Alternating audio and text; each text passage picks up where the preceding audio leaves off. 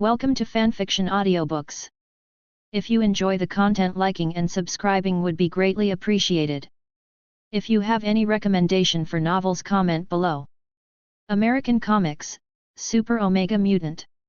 Chapter 61, Roy's Arrangement, Seeking Follow-up Reading. After hearing the ringing of her cell phone, Gwen immediately went to the rooftop of a nearby building. Then he took out his cell phone from his backpack. Looking at the name displayed on the phone screen, she sighed helplessly. The person who called him was none other than her father George. After the call was connected, George's voice immediately came from the other end of the phone. Roy Chen is a blood angel. He just held a press conference in Times Square and used his superpowers to shoot a man's head off at the press conference. Normally, George was gentle when he spoke to Gwen. But now, his tone was as serious as it could be.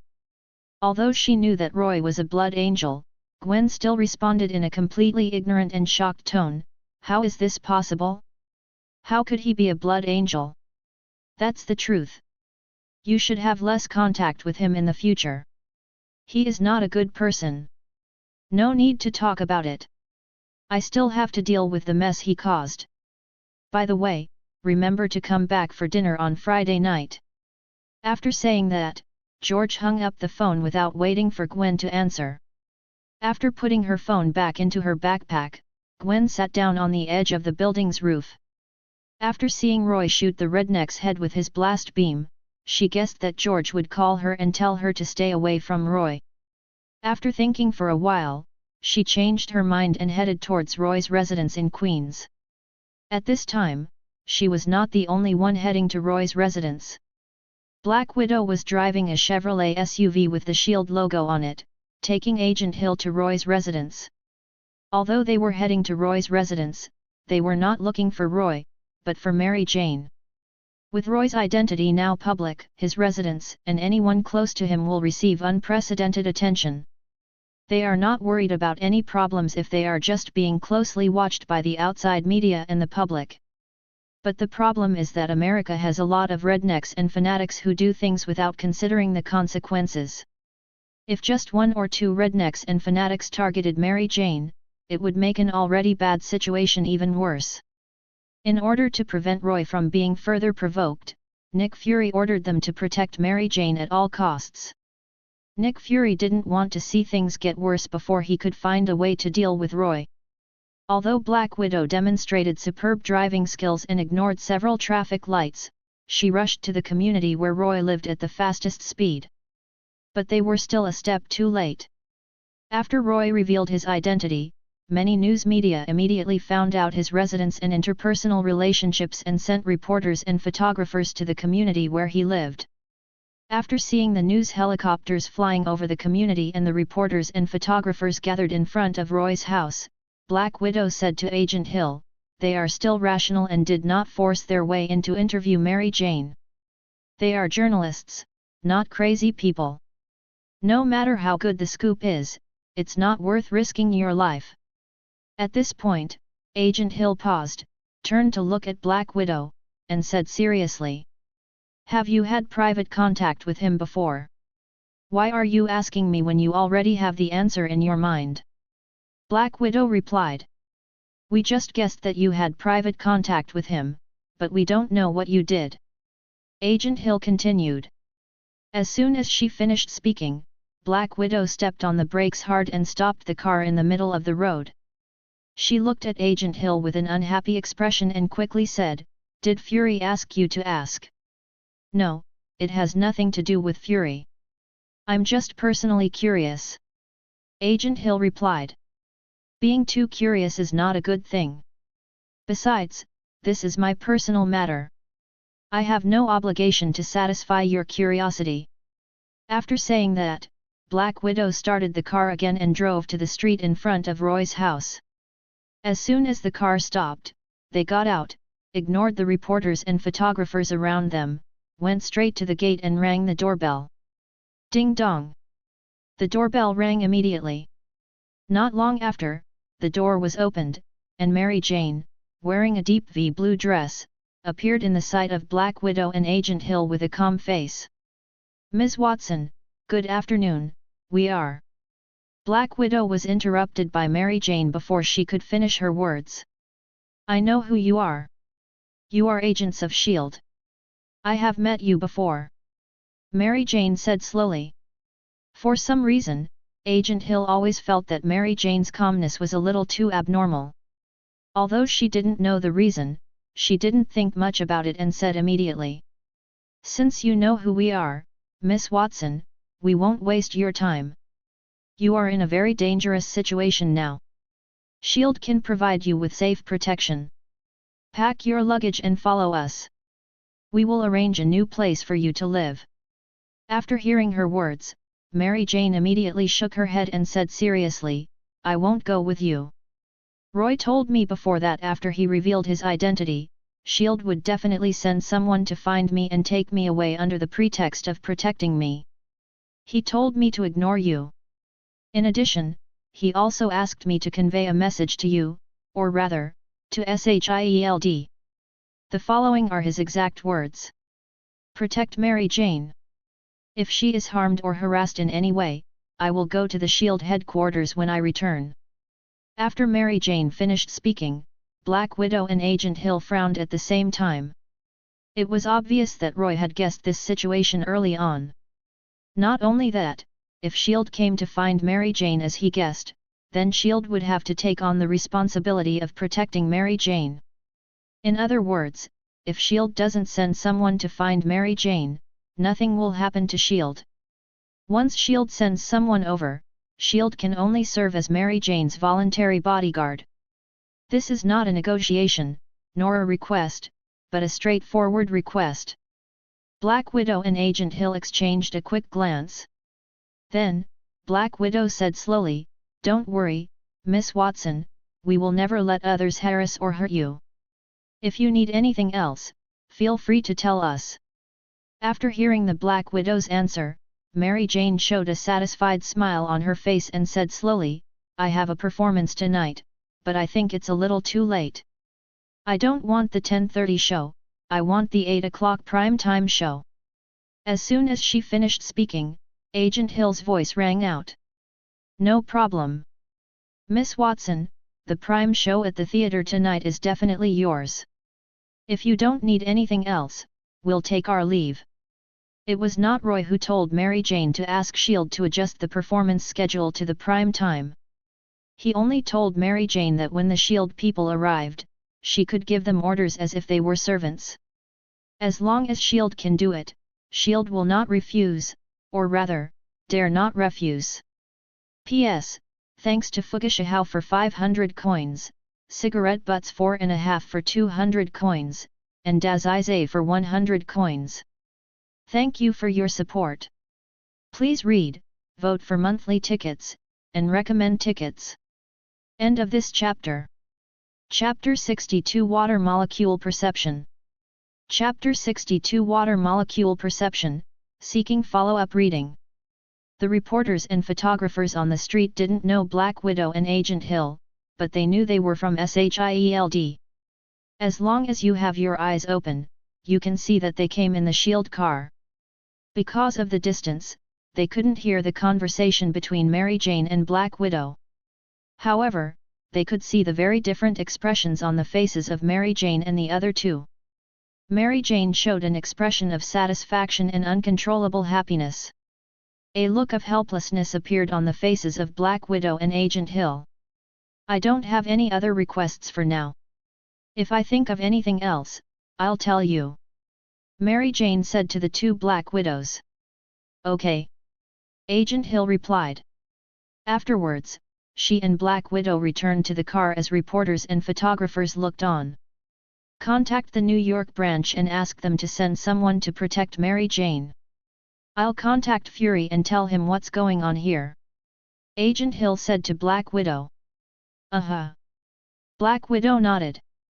While they were contacting the New York branch and Nick Fury separately, on the rooftop of a building next to the community, Gwen, wearing a tight black and white uniform that perfectly showed off her graceful curves, stood on the edge of the rooftop and looked at Roy's residence from afar. She had been planning to come over to see if Mary Jane was in any trouble. After seeing Mary Jane calmly talking to Black Widow, she knew that Roy had made arrangements long ago. Otherwise, Mary Jane would never be able to face the visit from Black Widow and her partners so calmly. Although she and Mary Jane were not best friends, they had been in the same class for 3 years. Mary Jane knew very well what kind of personality and abilities she had. After seeing that Roy had already told Mary Jane what to do in advance, Gwen left the rooftop of the building and began to return to Empire State University. At Roy's home, Mary Jane, wearing a deep V-blue dress, was happily rehearsing tonight's performance in the living room. Although the performance has not officially started yet, she knows that her performance tonight will definitely be sold out. Not only that, her performance tonight will definitely be reported by major media in New York. As for the reason, it's simple, because she is Roy's official girlfriend. People outside don't know the true relationship between her and Roy, and would naturally regard her as Roy's only official girlfriend because she lives with him. Mary Jane was in an extremely good mood when she thought about the packed house tonight and the performance that would definitely be reported by major media outlets tomorrow. At the same time, she was increasingly glad that she had chosen to stay. No matter how bad her acting skills are, as long as she still has the label of Roy's official girlfriend, she can get constant attention. She likes the feeling of being the center of attention. Not long after, the convoy of S.H.I.E.L.'s New York branch arrived at the community where Roy lived. After arriving at the community, the SHIELD agents who got out of the car immediately protected Mary Jane according to the highest level of VIP protection standards. Although they did not drive away the reporters and photographers who gathered in front of Roy's house, they isolated them outside the cordon. Many reporters and photographers present expressed dissatisfaction with the actions of the SHIELD agents. But despite their dissatisfaction, they did not take any extreme actions. Unless they are out of their minds.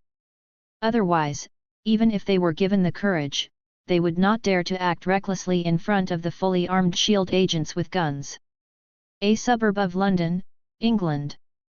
The sky above a manor. Roy flapped the 3 pairs of ice wings behind him and looked down at the manor below from a height of dozens of meters in the air. After leaving the press conference, he first flew away from New York at supersonic speed.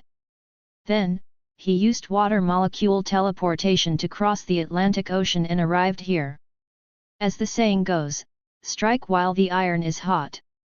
His purpose of coming here was simple, to kill Alexander Pierce, who was the director of the British Secret Intelligence Service before his retirement.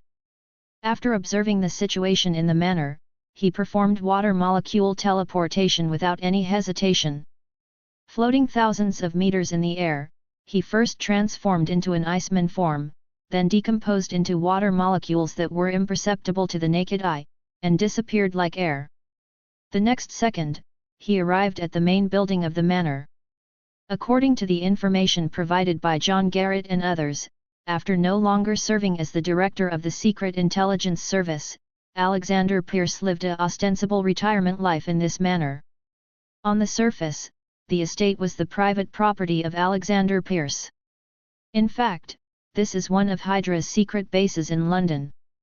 Not long after Roy arrived at the main building of the manor, fierce gunfire was heard inside. The sudden gunshot not only broke the tranquility of the manor, but also activated all the defense forces of the manor.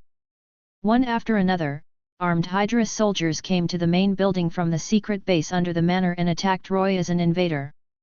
Although there are many Hydra soldiers in the manor, there are also several superhumans with superpowers. But none of them could stop Roy's forward steps. Roy did not use too many superpowers, only the 2 superpowers of virtualization and creating low temperatures. He walked calmly inside the main building, as if he was taking a walk after dinner. Without exception, all the attacks directed at him passed through his body as if they hit the air, without causing him any harm. The Hydra soldiers and superhumans who attacked him were frozen into ice sculptures one after another. With his current strength, he can freeze the entire main building of the manor and the secret base underground in an instant. However, he had no intention of doing so. From an efficiency perspective, this is indeed the fastest method. But it's also the least fun method.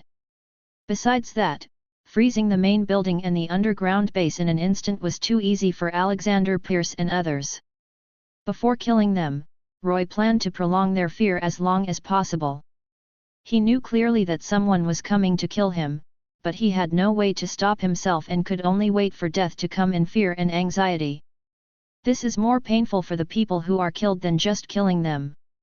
Inside the office of the underground base, Alexander Pierce, wearing a grey custom-made suit, looked at the surveillance footage on the computer screen with a grim expression.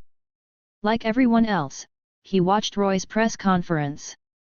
But he never imagined that Roy would cross the Atlantic Ocean from New York to London so quickly.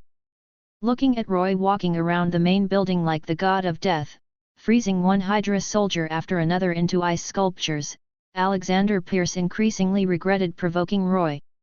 Although it was Roy who provoked them first and killed the team they sent to capture Professor Lizard, for Hydra, this loss was nothing. After seeing Roy kill the Hydra soldiers in the main building and start to enter the underground base, Alexander Pierce said to the two Winter soldiers in front of him, "This base can't be saved. Execute the final evacuation procedure." "Yes, sir." After hearing his words, the two Winter soldiers standing in front of him immediately responded.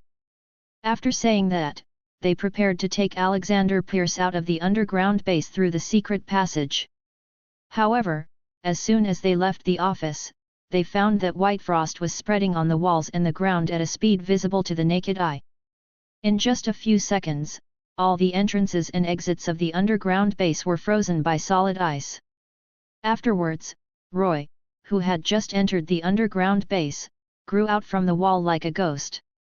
Although he was having fun, he would not forget that his main purpose of coming to London this time was to kill Alexander Pierce. Although he did not have telepathy like Professor X, not long after arriving at the manor, he used the new skills he developed to firmly lock onto Alexander Pierce. Water molecule sensing. In order to improve his perception ability, he specially developed the new skill of sensing water molecules. P.S. Please read, vote for monthly tickets, and recommend tickets. End of this chapter. Chapter 63 Hanging. Chapter 63 Hanging, Seeking Follow-up Reading. The new skill of water molecule perception does not use the water molecules in the enemy's body to lock onto the opponent, but is a new skill developed by Roy by combining the two abilities of Iceman's water control and clone creation. Iceman can retain his consciousness and abilities while turning into water vapor. Using this, he can appear in two different places at the same time. In addition, he can also create ice, water, and steam clones, and remotely control the clones he created. Combining these two abilities, Roy developed water molecule sensing, which uses water molecules to remotely sense and monitor the enemy. Although water molecule perception cannot allow him to read the other party's thoughts, it can allow him to lock and monitor the enemy. In addition to locking onto the other person's location, he can also hear and see the other person. If there is any shortcoming, it is that the water molecules used to lock and monitor the opponent require additional manipulation by him. Otherwise, those water molecules would be no different from ordinary water molecules in the air. Alexander Pierce's expression was as ugly as it could be when he saw Roy growing out of the frost-covered wall. As soon as he reassembled his body, the two Winter soldiers standing next to Alexander Pierce drew their pistols from their waists and pointed them at him. Bang bang bang bang bang. The two Winter soldiers didn't hesitate at all and pulled the trigger frantically. Click. Soon, they emptied their magazines. They are good at shooting. But unfortunately, the bullets they fired did not cause any harm to Roy. The bullets coming at him at high speed passed through his body as if passing through an illusion, hitting the wall behind him, leaving shallow bullet marks on the ice layer of the wall. After finishing one magazine, the two Winter soldiers replaced the magazines with great skill. However, before they could load the new magazines, temperatures of over 100 degrees below zero enveloped them, instantly freezing them into lifelike ice sculptures. Although he had seen the scene of Roy freezing other people instantly on the surveillance camera, Alexander Pierce's expression became extremely solemn when he saw that Roy froze the Winter Soldier beside him into an ice sculpture as if he had just thought about it. "I can take you to find others," Pierce said quickly. Roy said nothing and walked towards him slowly. "I'll give you all my money." Looking at Roy, who was getting closer and closer to him, Pierce continued. However, Roy still did not stop. "I can." Before Pierce could finish his words, Roy teleported in front of him, grabbed his neck and lifted him up. Pierce looked at Roy with fear on his face and began to struggle instinctively. Roy didn't bother to be polite with him and immediately created a temperature of -20 to 30 degrees Celsius to calm down the struggling Pierce. Then, he used teleportation again, arrived above the manor, and flew towards the city of London at high speed with the frozen Pierce. As the capital of the United Kingdom, London has many famous attractions. For example, Buckingham Palace, the British Museum, Tower Bridge, Big Ben, and so on. Cars are constantly passing by on the Tower Bridge, which spans the Thames and connects the north and south districts of London. Before long, Roy brought Pierce to the sky above London's Tower Bridge. Pedestrians on both sides of the Tower Bridge and the Thames soon discovered him, with 3 pairs of ice wings behind him and holding Pierce in one hand. "Blood Angel. He is Blood Angel Roy Chen. When did he come to London? Didn't he just hold a press conference in New York?" Although they didn't know why Roy appeared in London so quickly, passers-by immediately took out their mobile phones and pointed their cameras at him. Roy didn't care about the passers-by filming and took Pierce to land on a footbridge on the upper level of Tower Bridge. "Do you know why I brought you here?" Roy said to the frozen Pierce. Pierce, who couldn't stop shivering from the cold, shook his head with the little strength he had left. "Killing you in the underground base would be too easy for you. You are one of the leaders of Hydra after all, you should have a death worthy of your status." After saying that, Roy ignored Pierce and used the Iceman's superpowers to condense a crystal-like ice chain. Under his control, the formed ice chain immediately wrapped around Pierce's neck, and the other end of the ice chain wrapped around the overpass. "It was your idea to kidnap and kill my parents. If they don't make it out of London alive, then London will be your burial place. I will hang you here, and let the whole world admire your appearance after being hanged alive. No need to thank me, you deserve this." As soon as he finished speaking, Roy released his right hand that was holding Pierce's neck.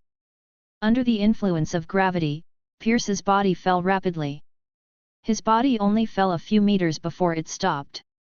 A painful expression appeared on his face, and he struggled frantically, driven by a strong desire to survive. Although the ice chain wrapped around his neck was as delicate as a crystal work of art, it was no weaker than an iron chain. After seeing Roy execute Pierce's hanging, pedestrians on both sides of the Tower Bridge and the Thames showed surprised expressions. They didn't know who Pierce was now, they just thought it was cruel for Roy to hang a man alive on London's Tower Bridge. Pierce, who was hanging in the air, did not struggle for long and soon became motionless. After confirming that Pierce was dead, Roy calmly flapped the 3 pairs of ice wings behind him, soared into the sky under the gaze of passers-by, instantly broke the sound barrier, and quickly disappeared. Manhattan, New York. Inside an apartment on Madison Avenue. Sky sat on the sofa in the living room, operating the laptop in front of him, and logged into the website he had just built a few days ago as an administrator. Just now, she received a call from Roy in London, asking her to upload Alexander Pierce's information to the website.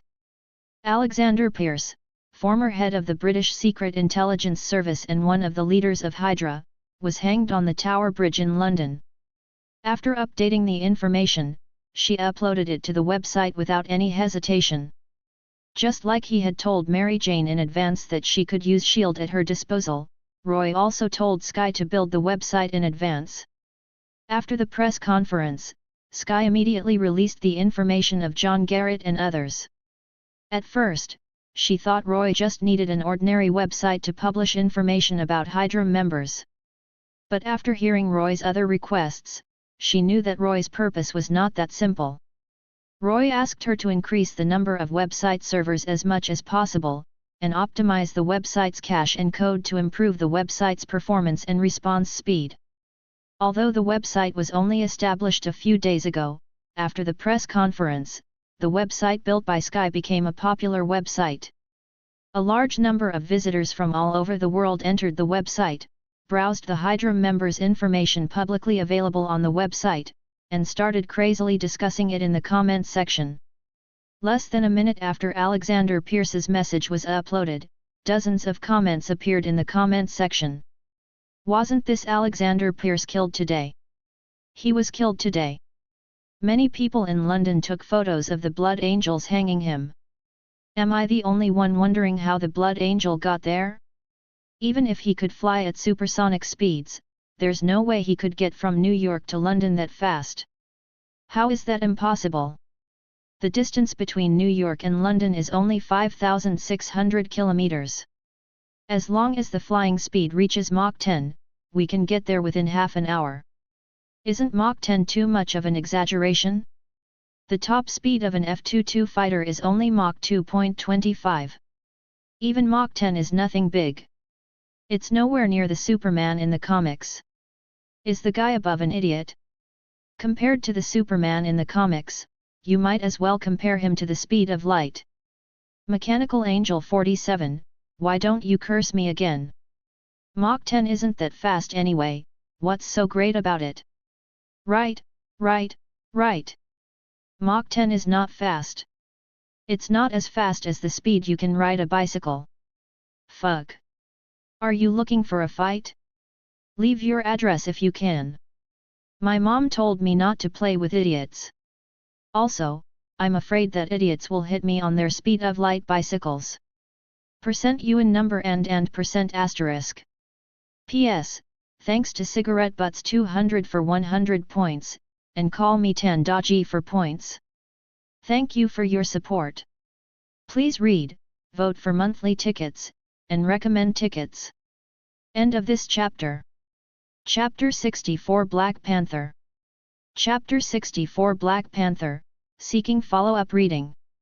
The video of Alexander Pierce being hanged by Roy spread at an alarming rate on the internet, allowing many people who had not originally watched the press conference to know that he was the Blood Angel.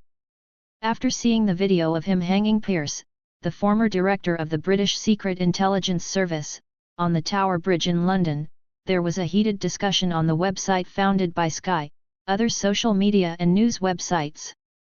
In addition to discussing Roy being the Blood Angel and his feud with Hydra, people also discussed other topics. For example, do terrorists have human rights? And whether people who kill terrorists privately are also considered terrorists, etc. Africa, Wakanda. Inside the King's study in the palace.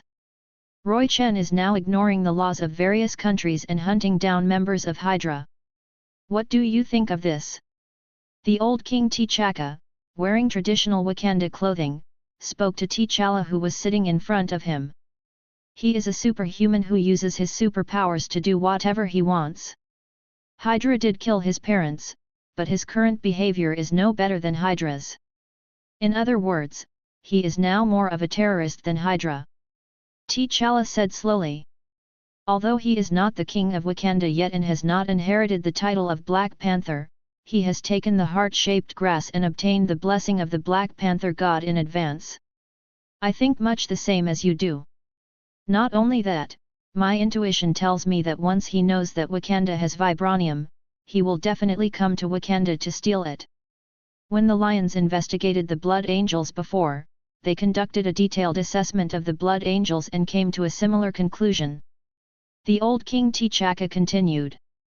The Lion group he mentioned refers to Wakanda's intelligence agency Pride. Although the reputation of the Lion group in the outside world is far less than that of intelligence agencies such as SHIELD, CIA, IA-6, KGB, and Mossad. But in the eyes of the Wakandans, the Lion group is much more powerful than agencies like SHIELD and the CIA. Not only that, they also believe that Wakanda is the most powerful country in the world. Because they possess unique vibranium and master vibranium technology that far exceeds the technological level of the outside world. As soon as the old King T'Chaka finished speaking, T'Challa's voice rang out. No matter what superpowers he has, as long as he dares to come to Wakanda to snatch vibranium, I will make him regret this decision. No one can take away the vibranium that belongs to Wakanda, not even if he is really the six-winged seraph from mythology. T'Challa looked at the old King T'Chaka confidently and replied quickly. In addition to the father and son, many senior officials of other countries are now discussing Roy's threats and actions. Unknown secret meetings are held in America's White House and the Pentagon. Roy knew that his act of hanging Alexander Pierce on London's Tower Bridge would cause a lot of discussion and might even lead to fierce protests and condemnation from the public. But he didn't take it to heart at all. Not long after hanging Alexander Pierce, he came from London to the suburbs of Paris, floating tens of thousands of meters in the air, overlooking the Malik family estate below. Among all the leaders of Hydra, Gideon Malik's whereabouts are the easiest to track down. After floating in the air and taking a look at the Malik family's manor, Roy landed inside the manor without any hesitation.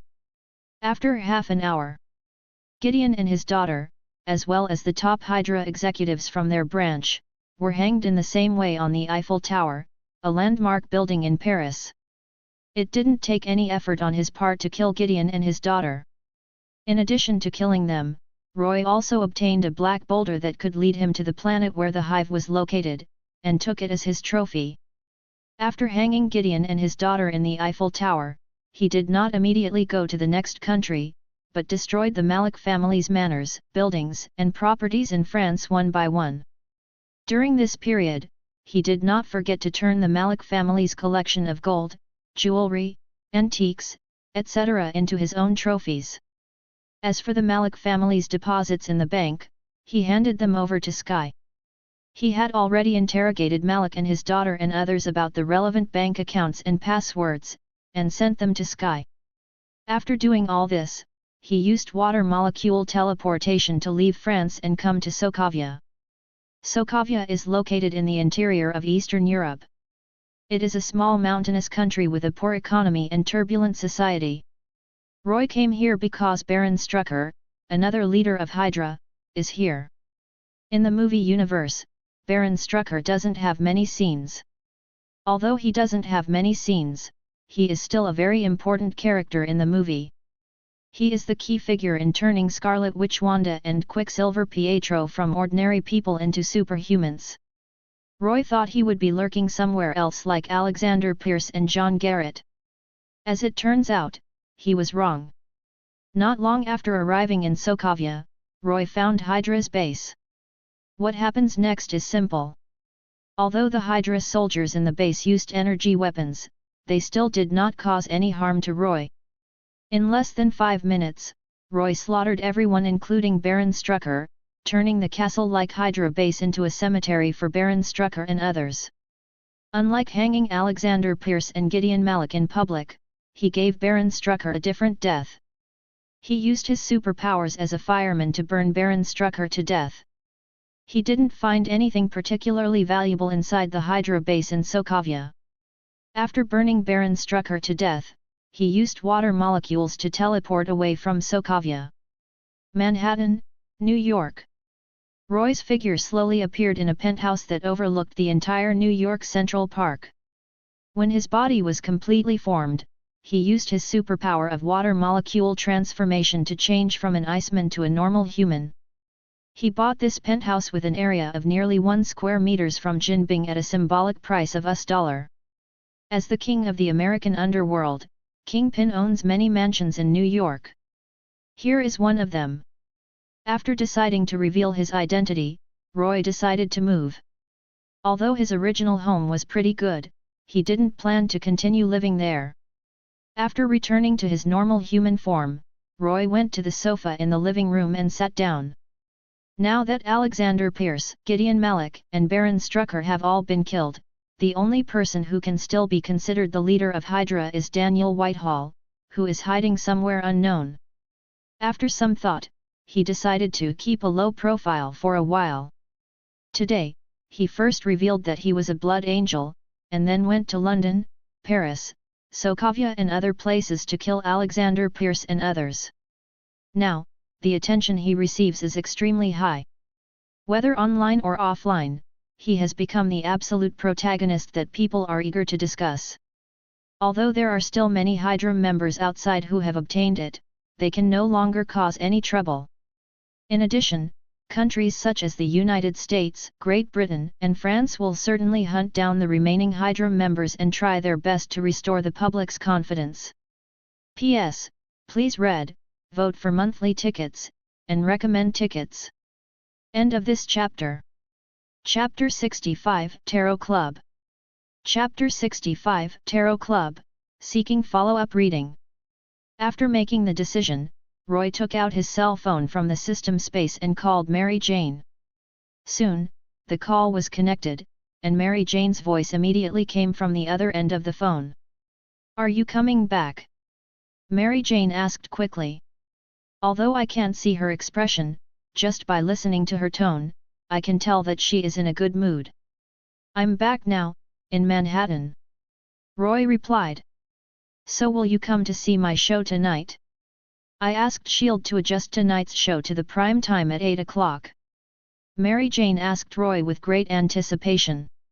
Although the outside world has now tacitly acknowledged that she is Roy's official girlfriend, she still hopes that Roy can come to watch her performance tonight. If Roy had been present, then tonight's show would have certainly received more attention. It depends on the situation. If I have time, I will go over there, Roy said slowly. Mary Jane replied quickly. After ending the call with Mary Jane, Roy dialed Gwen's number. Like Mary Jane, Gwen answered the phone quickly. "Where are you now?" Gwen's voice rang out immediately. "Manhattan," Roy replied in a calm tone. "Manhattan? When did you come back?" Gwen obviously hadn't expected Roy to be in Manhattan right now, and asked with a look of surprise. "I just came back not long ago. Is it convenient for you to meet now?" Roy replied in a calm tone. "It's convenient. I'm in the dormitory now." Although she didn't know what Roy wanted to ask her to do, Gwen didn't refuse. Because she just happened to have something to discuss with Roy. "Okay, I'll go there now." After saying that, Roy hung up the phone and threw the phone back into the system space. Without any hesitation, he immediately performed water molecule teleportation and disappeared in an instant. Gwen had just put down her phone for a few seconds when she saw Roy in Iceman form coming in front of her. Although Roy has not yet recovered to his normal appearance, Gwen recognized him at a glance. As Gwen watched, Roy in Iceman form returned to his normal form. "Have you awakened a new superpower?" Gwen asked with a confused look on her face. She knew that Roy possessed the superpower of teleportation, but she had never seen Roy perform water molecule teleportation before, nor had she seen Roy in Iceman form. "I just woke up a few days ago. Let's not talk about this anymore. I came to you to ask if you are interested in joining the superhuman organization Tarot Club that I founded." Roy didn't intend to explain too much about superpowers to Gwen, so he asked directly. He had the idea of forming a force a long time ago. Otherwise, he would have to do everything himself. At the beginning, he was going to use X-Men as the name of the organization. But after thinking about it, he felt that it would be better to name the organization Tarot Club. The Fool is a time traveler, and he is also a time traveler. To put it simply, he is a fool. "When did you form a para-human organization?" Gwen asked, frowning. "It has not been formally established yet," Roy replied calmly. After hearing his answer, Gwen was silent for a few seconds. Then, he continued, "Besides me, who else do you plan to invite to join?" "There's no one else but you," Roy said slowly. "Just me? Then there are only 2 people in the Tarot Club?" Gwen looked at Roy in confusion. Just as she was about to continue speaking, Roy's voice rang out. Just because you are the only one I can personally invite doesn't mean that the Tarot Club will only have you and me. Norman and Harry, I will force them to join. Although Roy couldn't read minds, he knew what Gwen was thinking just by looking at the expression on her face. Am I the only one invited? After hearing Roy's explanation, Gwen felt a hint of joy in her heart. However, she did not show her secret joy and continued to ask, what about Peter? Roy looked at Gwen and said slowly, if he wants to join, I can accept his application for membership. However, he can only officially join after passing the entrance examination. Even though he is Spider-Man, the Tarot Club doesn't accept just anyone. Gwen nodded in understanding. From a personal point of view, she is not opposed to joining the Tarot Club formed by Roy. Although she doesn't know how the Tarot Club will develop in the future, as long as Roy founded the Tarot Club, she will not be opposed to joining. After joining the Tarot Club, can I still continue to fight crime as Spider-Woman? Gwen looked at Roy with her big green eyes and asked slowly. Of course can. As long as you want, you can fight crime not only in New York, but also in the whole world. Roy said with a smile. That's fine, I'll join the Tarot Club. Gwen said quickly. Are you really sure? Roy asked. Yeah, it's confirmed. Gwen replied seriously. In the following time, Gwen asked Roy about his future plans, and also told her that George asked her to have less contact with Roy. Roy was not surprised that George asked Gwen to have less contact with him in the future. George is a policeman after all. It would be wrong if George didn't do that. After chatting with Gwen for a few minutes, Roy used water molecule teleportation to leave and arrived at Norman Osborn's penthouse. Although only 3 days had passed, Norman, who had been beaten to the point of death by him, had fully recovered. In other words, the physical injuries have recovered. As for the psychological damage, if nothing unexpected happens, it will probably take a lifetime to recover. In addition to Norman, Roy also met Harry, whom he had not seen since the graduation ceremony. Harry's appearance hadn't changed much from before.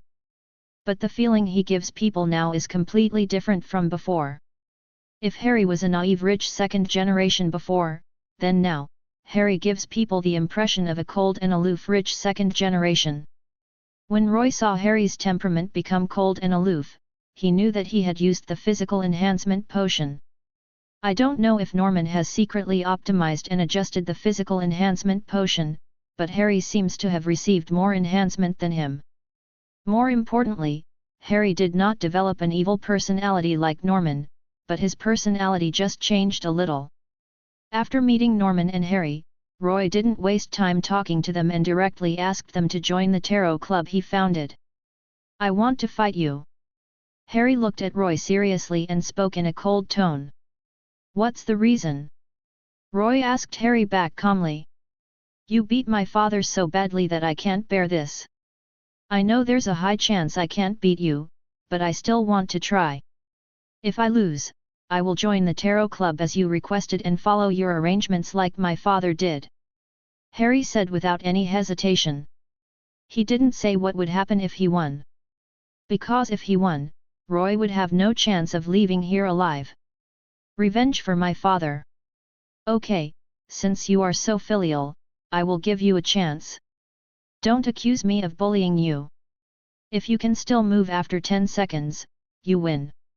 Although Harry seemed stronger than Norman, Roy still didn't think he had any chance of defeating him. Even if he stood there motionless and allowed Harry to attack him, Harry would not be able to hurt him. The Phantom Cat's transformation can dissolve all of Harry's attacks. P.S.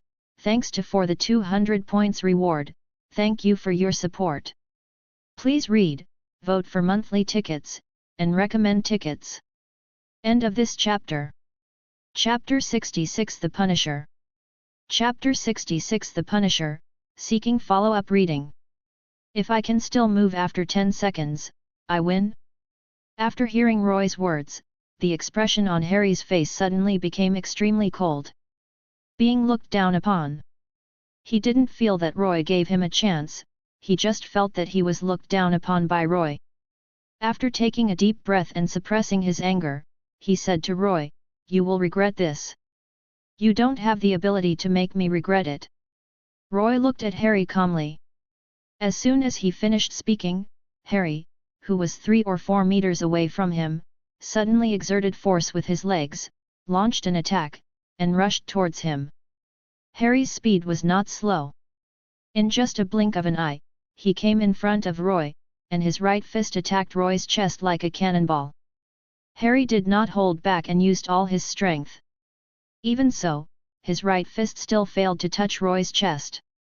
The moment Harry raised his right fist to attack him, Roy used the Iceman's superpowers. Create low temperatures. He did not use abilities such as water molecule teleportation and water molecule transformation, but only used the Iceman's superpowers to create a temperature of more than 100 degrees below zero, completely enveloping Harry. Harry was the first to notice the extreme cold that enveloped him. But it was too late for him to do anything else.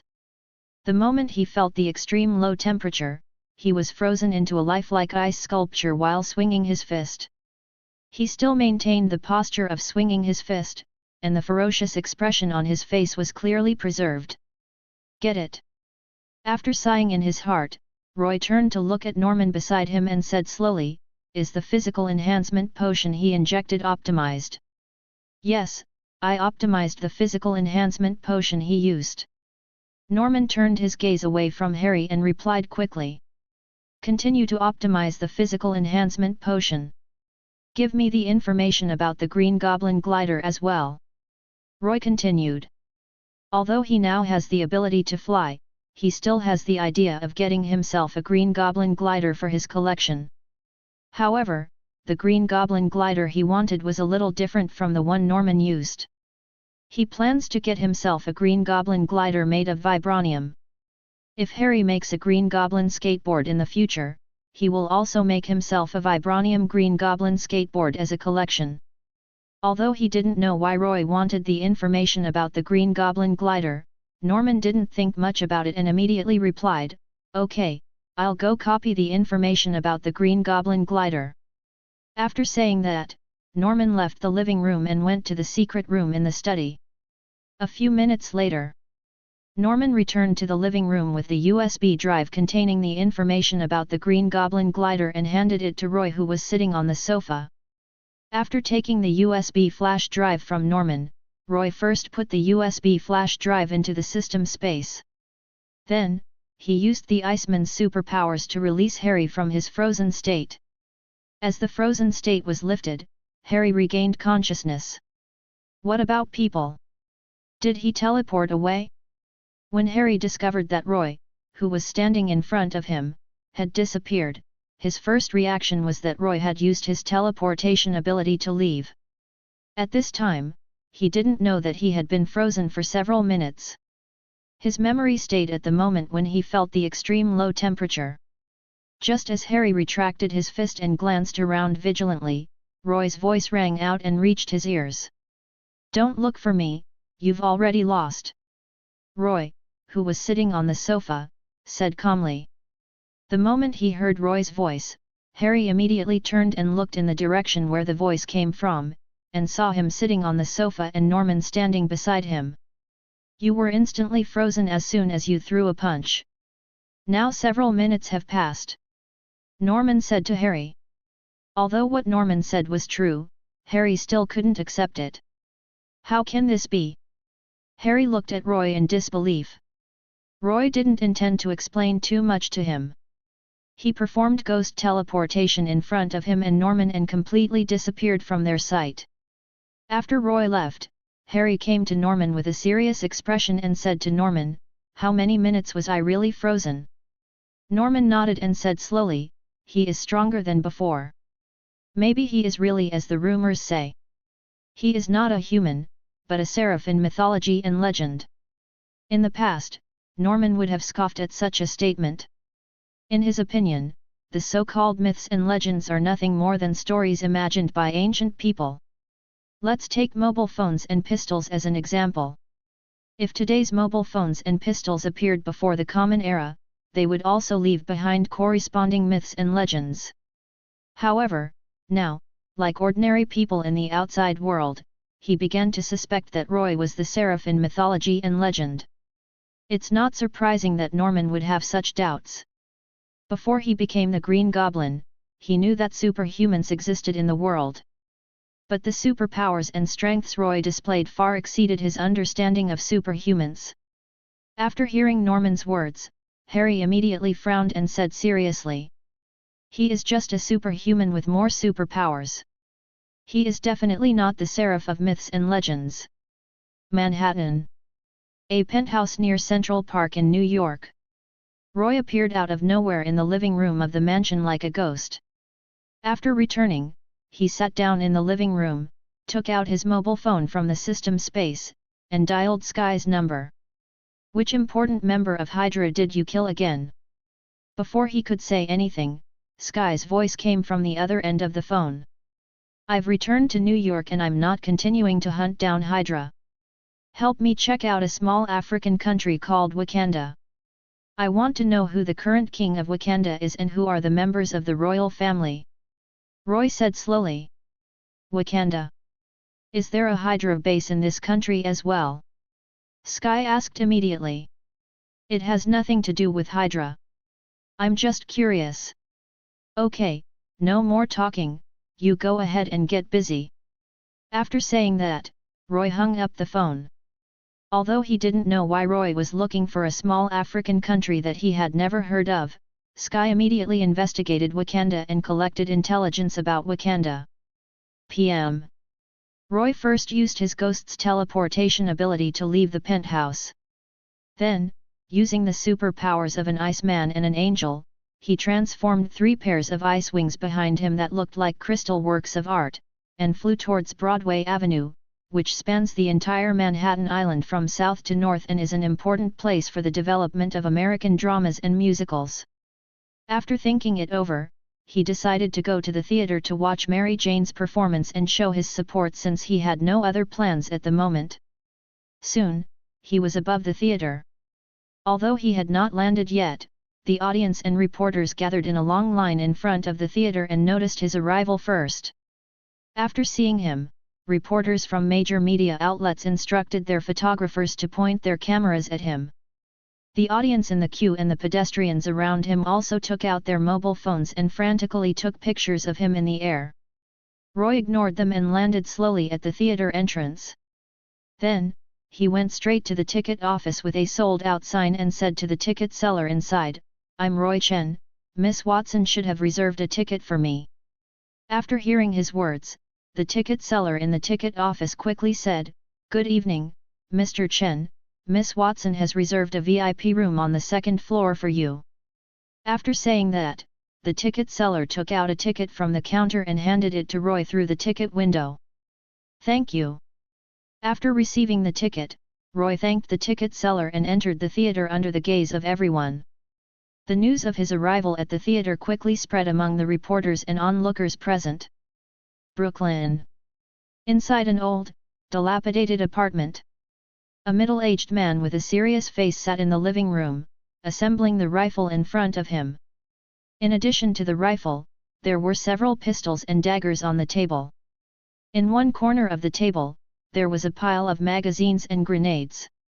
Next to the table, there is a large-caliber sniper rifle and a rocket launcher. The middle-aged man was wearing black pants and a black short-sleeved t-shirt with a white skull printed on it. This serious middle-aged man is none other than Frank Castle, the Punisher, who is described as a level 10 agent by Nick Fury in the comics. At this moment, the Punisher was assembling the rifle in front of him silently like a perverted killer, and the news was being broadcast on the TV in the living room. Roy Chen, the Blood Angel who went to Europe to hunt down Hydra members after the press conference, has returned to New York and is heading to the Broadway Theater to watch his girlfriend's performance tonight. After hearing the sound from the TV, the Punisher who was assembling a rifle slowly raised his head. P.S. It will be on the shelves tomorrow. A total of 5 chapters will be updated. 2 chapters will be released after 0, and the rest will be released tomorrow afternoon and evening. Please place your first order. End of this chapter. Chapter 67 Black Widow and Number 039, S New Mission. Chapter 67 Black Widow's New Mission, First Order. The Punisher's eyes fell on the TV in the living room, and he watched the live report from the reporters in front of the theater gate with a serious expression. Although his eyes were focused on the TV, his hands did not stop moving, and he was still skillfully assembling the rifle in front of him. For him, assembling guns is a simple matter. Even with his eyes closed, he could easily assemble the gun. Not long after, he finished assembling the rifle in front of him, picked up the mobile phone on the table, and searched for Roy's information on the internet. He had not met Roy, nor had he watched the press conference Roy held in Times Square. But he was no stranger to the Blood Angels. In his evaluation system, the Blood Angels are not much different from other criminals. They are all a group of dangerous elements who act recklessly and ignore the law. If there is any difference, it is that the Blood Angels are stronger. Without much effort, he searched the internet and found the live video of Roy's press conference. After seeing Roy release shock beams from his eyes and blow the head off a redneck who provoked him in front of everyone, the expression on the Punisher's face became even colder. He did not continue searching for other news and information. He threw his phone on the sofa, picked up the whiskey next to him and took a big sip. After entering the theater, Roy did not let the staff lead the way, and came to the VIP room on the second floor of the theater with ease. In the past, he would come to watch Mary Jane's performances from time to time, and every time he would choose the VIP room on the second floor and never the lobby on the first floor. Although the front row in the hall on the first floor is closer to the stage, he still prefers the feeling of overlooking the entire stage from the second floor. Soon, he arrived at the VIP room on the second floor corresponding to the ticket. The room is not big, only about 2 or 3 square meters. There aren't many furnishings in the room. Apart from the round table and 2 high-backed chairs on the semicircular balcony, there was only a clothes hanger for hanging coats. After closing the door, Roy went straight to the chair on the balcony and sat down. He did not pick up the opera glass, which was made mainly of brass and placed on the round table. While he doesn't have supervision like Superman, the angel card grants him supervision like a bird of prey. Compared to using opera glasses with a magnification of no more than 5 times, the supervision granted by the angel card is much more useful. Not long after he sat down, there was a knock on the door. "Come in," Roy said with his back to the door without turning back. The door slowly opened, and a graceful figure walked in, saying softly in a charming and seductive tone, "What would you like to drink, Mr. Chen?" After hearing the other party's voice, Roy turned his head and looked at him. The person who came into the room was none other than the Black Widow, who was wearing a black dress and high heels, showing off her graceful curves perfectly. Since when did the famous Black Widow start working part-time as a theater waitress? Roy's eyes scanned Black Widow's body several times and he spoke slowly. He thought the person knocking on the door was a theater waiter, but he didn't expect the person who came in was the Black Widow. Compared with the audience in the lobby on the first floor, the VIP audience on the second floor has some privileges. The lobby on the first floor has a no eating and drinking policy. The VIP rooms on the second floor do not have this restriction, and guests can enjoy drinks and desserts provided by the theater without disturbing others. Of course, these drinks and desserts are charged extra. S.H.I.E.L.D. has now become Ms. Watson's voluntary bodyguard, so it's not surprising that I work part-time as a waiter in the theater. "Can I sit here?" Black Widow said as she came in front of Roy. "Can." Roy nodded. After getting his permission, Black Widow sat down like an elegant lady. "Fury and the others have guessed the relationship between you and me," Black Widow said slowly. "You guessed it, they won't fire you anyway," Roy replied calmly. Although neither he nor Black Widow publicized their poker-playing relationship, Nick Fury and the others would find out sooner or later. In other words, if they never find out, that would be wrong. S.H.I.E.L.D. will not fire me. Not only that, Fury gave me a new task this afternoon. Black Widow continued. What mission? You are not going to use honey trap on me and get me to join SHIELD, are you? Roy said with a smile. It's a honey trap, yes, but he didn't ask me to win you over to join SHIELD. Instead, he hoped that I could ease the relationship between you and SHIELD as much as possible. SHIELD has no intention of becoming your enemy, nor does it want to. Before Black Widow finished her words, Roy interrupted her and said slowly, let me correct you. It's not that SHIELD doesn't have the idea of being my enemy, but SHIELD can't deal with me now. If SHIELD has the power to deal with me, Nick Fury will definitely send someone to deal with me immediately. According to S.H.I.E.L.'s consistent style, restless superhumans like me must be locked up tightly. Black Widow looked at Roy helplessly. As a top agent in SHIELD, she knew that Roy was right. From a personal point of view, she still hopes that Roy and SHIELD can live in peace.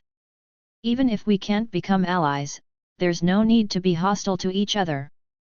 Just when she was about to say something, there was another knock on the door. This time, it was a waiter from the theater who came into the room. Roy didn't order anything and asked the waiter to leave. After being interrupted by the waiter, Black Widow didn't say anything else. She sat next to Roy, waiting for the show to begin. Not long after, the lights in the theater dimmed and the curtain on the stage slowly opened. As the curtain opened, most of the lights gathered on the stage. Mary Jane, wearing a gorgeous white costume, sang while slowly walking down the built stairs, starting tonight's performance. Time passes little by little. Before I knew it, more than an hour had passed. When Mary Jane and other actors finished their performance and bowed to the audience, thunderous applause broke out in the theater. No one knows how much of the applause was recognition of tonight's performance or a polite expression of gratitude. In any case, thunderous applause is always better than sparse applause. Mary Jane will come up to you later, so I won't bother you, lest she be upset. Black Widow stood up and said to Roy. Roy nodded without saying anything. Under his gaze, the Black Widow left the room, swaying her seductive waist. Not long after the show ended, Mary Jane, wearing a light blue dress and a coat, came into the room. When she saw Roy, she gave him a warm hug and a passionate kiss without saying a word, like a young swallow returning to its nest. Let's go back. Roy said to Mary Jane. Uh-huh. Mary Jane replied softly, holding his right arm. When they came out of the theater, the reporters who had gathered outside the theater gate early in the morning swarmed over and surrounded them. At the same time, flashes of light kept going off, taking crazy photos of Roy and Mary Jane. The reporter who squeezed to the front brought the topic to Roy and Mary Jane, and began to ask questions one after another.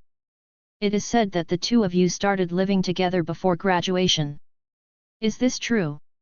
Did Miss Watson know all along that Mr. Chen was the blood angel? Do you two plan to get married?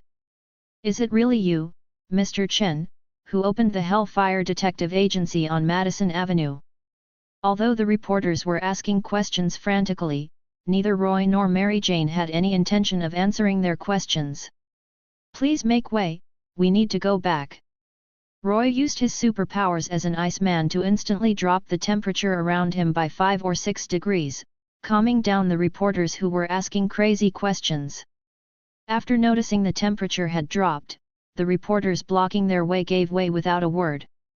Just when Roy was about to take Mary Jane away, his spider sense suddenly gave a warning.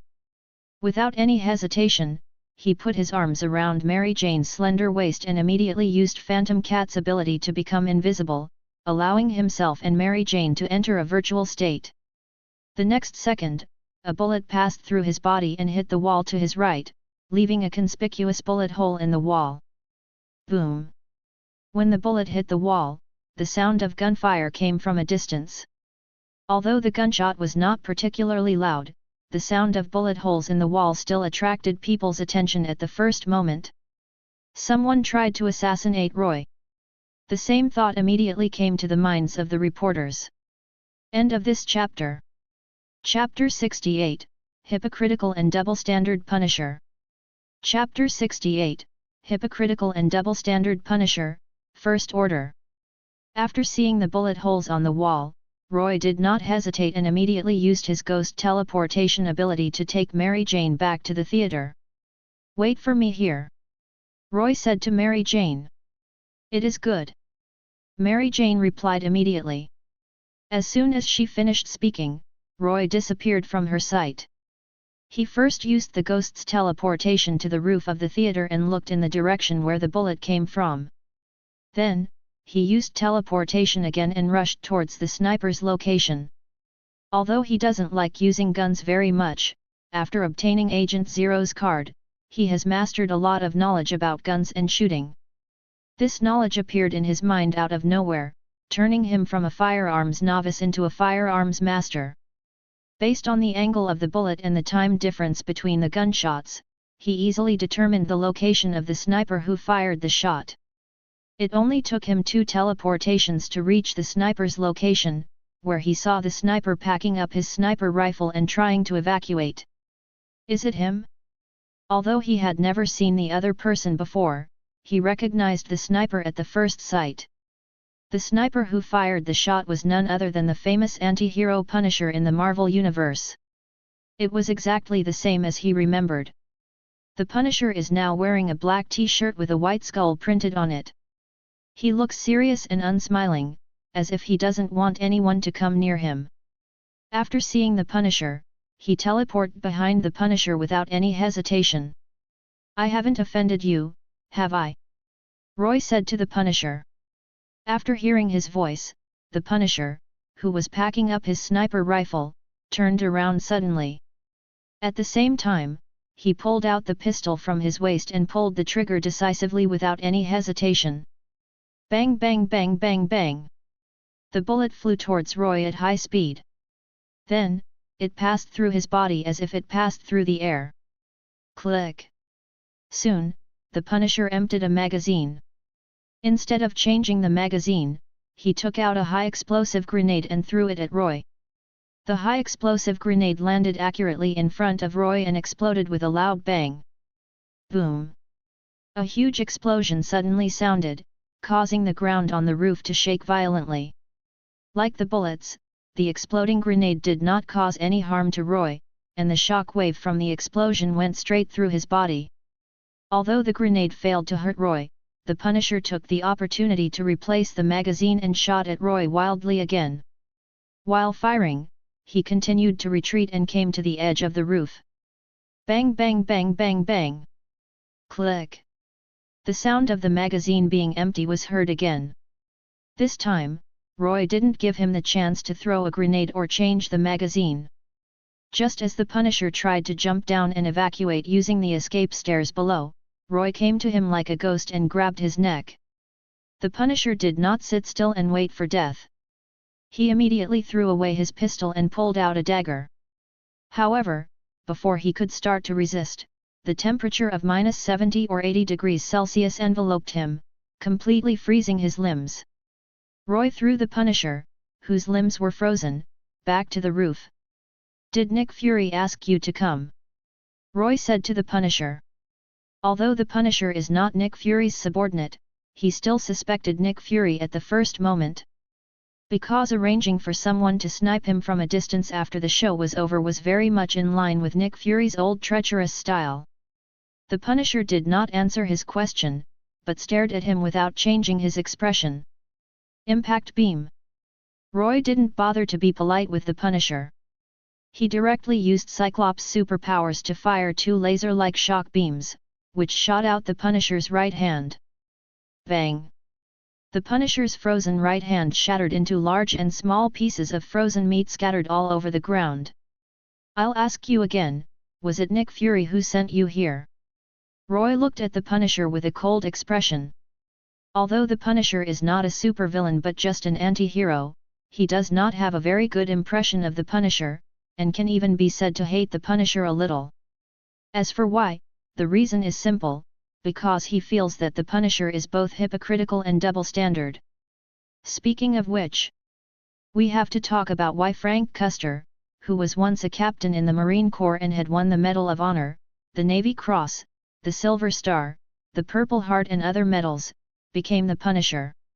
One day, when he and his wife and children were having a meal in the park, they accidentally witnessed a gangster lynching, and the family of 4 were shot and killed by gangster members. Besides him, his wife and children died on the spot. After being discharged from the hospital, he used his intelligence system to find the murderer of his wife and children and handed him over to the police, hoping that the law would bring him justice. But unfortunately, the murderer he caught used various means and legal loopholes to escape legal punishment. Deeply disappointed with the American judicial system, he decided to seek justice for his family and punish the criminals in his own way to prevent others from suffering the same tragedy as himself. As long as you are guilty, you must die. That's his slogan. Roy didn't see anything wrong with avenging his dead wife and children in his own way. If he were the Punisher, he would do the same. He hates the Punisher because he finds that what the Punisher says is completely different from what he does. If the Punisher really is as he claims, as long as you are guilty, you must die, then he will not only not hate the Punisher, he will even admire the Punisher. But the problem is that the Punisher's so-called guilty must be killed only targets common underworld crimes. For example, robbery, kidnapping, extortion, murder, human and drug trafficking, etc. As for corruption, bribery, fundraising fraud, illegal business operations, tax evasion, etc., he ignored them all. Not only that, but as he fought crime in his own way, he became a criminal himself, but he never thought about killing himself. When others break the law, it is a crime. When he breaks the law, it is to uphold justice. Just don't do it to yourself. If he could really strictly implement the slogan of guilty must be punished and take action against those corrupt officials who abused their power, Roy would respect him as a man. But he didn't. Although his right hand was shot by Roy's impact beam, the Punisher still did not answer his questions, nor did he make any screams. Looking at the Punisher who was still staring at him, wishing he could eat him alive, Roy's eyes once again shone like rubies. Call out! Without any hesitation, he fired the shock beam again, directly shooting the Punisher's head. Although he had not yet obtained the information he wanted from the Punisher, Roy did not intend to drag it on any longer. Since you don't want to say it, then go to hell. P.S. Thanks to 200 points, 100 points, thank you for your support. End of this chapter. Chapter 69 Humanoid Self-Propelled Nuclear Bomb. Chapter 69 Humanoid Self-Propelled Nuclear Bomb, First Order Request. After standing there and looking at the Punisher's body, Roy came to the Punisher's headless body. He first used his freezing superpowers to completely freeze the corpse to prevent the blood from getting on his body. Then, he grabbed the corpse's shoulders and used the ghost's teleportation superpower. At the theater entrance, reporters who tried to interview Roy and Mary Jane did not leave. Although they didn't know who shot Roy, they knew it was news that couldn't be missed. When Roy and Mary Jane disappeared from sight, they began the live broadcast without any hesitation. Just as they were reporting the assassination in eloquent and emotional voices, Roy returned to the theater entrance with the Punisher's headless body. As soon as he appeared, the reporters' eyes and camera lenses were focused on him. Is this the shooter? This thought immediately came to everyone's mind when they saw the headless corpse in his hand. Roy didn't care about their stares and filming, and threw the Punisher's body in front of them like throwing away garbage. Bang! The frozen body fell heavily to the ground with a dull sound. Roy did not give any explanation. Under everyone's gaze, he turned and walked towards the theater, disappearing from everyone's sight again. Inside the theater, Mary Jane stood in the corridor outside the performance hall with a calm expression. The Black Widow in a black dress stood beside her, waiting for Roy's return with her. After learning that Roy was attacked, Black Widow immediately made arrangements and asked the SHIELD agents in the theater to check every corner of the theater in detail. Although the possibility of the attacker installing a bomb in the theater is not high, it is still necessary to conduct a detailed inspection of the theater for safety reasons. It wasn't long before Roy appeared in the sight of Mary Jane and Black Widow. After seeing Roy, they quickly stepped forward and came in front of Roy. "Has the shooter been found?" Black Widow asked first. "Do you know who Frank Castle is?" Roy asked back about the Black Widow. "Frank Castle?" After hearing Roy's words, Black Widow quickly recalled. "Yes, he was a former captain in the Marine Corps.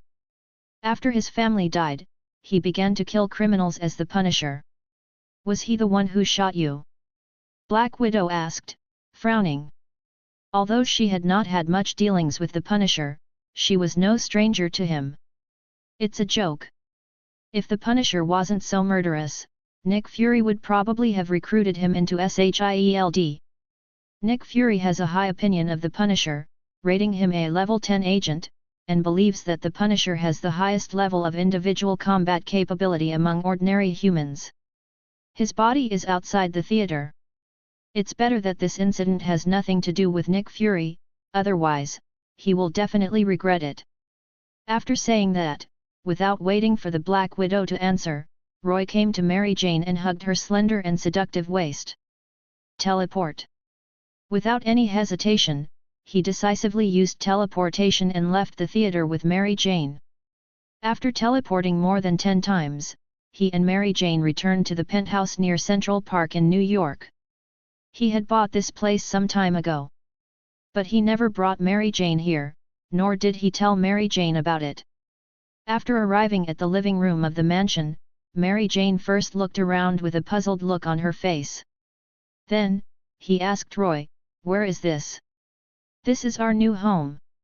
We will live here from now on," Roy replied calmly. Although she didn't know when Roy bought this place, Mary Jane didn't ask any more questions and nodded happily. Washington, D.C. The director's office in the Triskelion building at SHIELD headquarters. Nick Fury sat behind his desk, looking at the screen in front of him with his only right eye. The screen was showing a live broadcast of Roy being attacked at the theater entrance. Just then, his cell phone rang. After seeing the name Natasha Romanoff on the screen, he answered the call without any hesitation. The person who attacked Roy was Punisher Frank Castle. "Don't tell me that you arranged this." The voice of Black Widow immediately came from the other end of the phone. "I didn't arrange for him. I am not stupid enough to arrange for someone to assassinate him at this time. Even if I were to do it, I wouldn't just assign an ordinary person without superpowers." Nick Fury replied seriously. "It's really not you who arranged this?" Black Widow continued to ask. "No." Nick Fury replied again. "It's okay if it's not. Roy is now a humanoid self-propelled nuclear bomb that could explode at any time. Once it explodes, neither you nor I can bear the consequences." After saying that, Black Widow hung up the phone. Humanoid self-propelled nuclear bomb? Although he didn't like Roy at all, Nick Fury had to admit that Black Widow's evaluation of Roy was very accurate. With a resigned sigh, he dialed Agent Hill's number. Soon, the call was connected. "Return to headquarters immediately. I have a new mission for you," Nick Fury said quickly. "Okay, I'll go back in the Quinjet right away," Agent Hill asked immediately without further ado. Noon the next day. After enjoying lunch cooked by Mary Jane in the mansion, Roy used ghost teleportation to leave the mansion. It wasn't long before he arrived at the apartment where Sky lived. Although it was already noon, Sky, who was used to staying up late, had not yet gotten up. He was lying on the bed in the bedroom, snoring with his limbs spread out, the quilt kicked to the side of the bed, and a trickle of saliva flowing from the corners of his open mouth. "Your sleeping posture is a bit bad." After seeing Sky's sleeping posture, Roy complained in his heart. Then, he used the Iceman's superpowers to rapidly drop the temperature in the bedroom.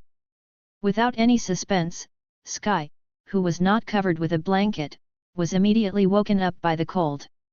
"How did you come?" Sky sat on the bed, looked at Roy with sleepy eyes, and spoke slowly. "Remember you told me not to set a flag easily?" Roy said to Sky. "Remember? What happened?" It was obvious that Sky was still in a dazed state after just waking up, and his mind was not particularly clear. "I promised you that I would take you to your parents after I dealt with Hydra. The Hydra matter is now over, and I have come to fulfill my promise," Roy said slowly.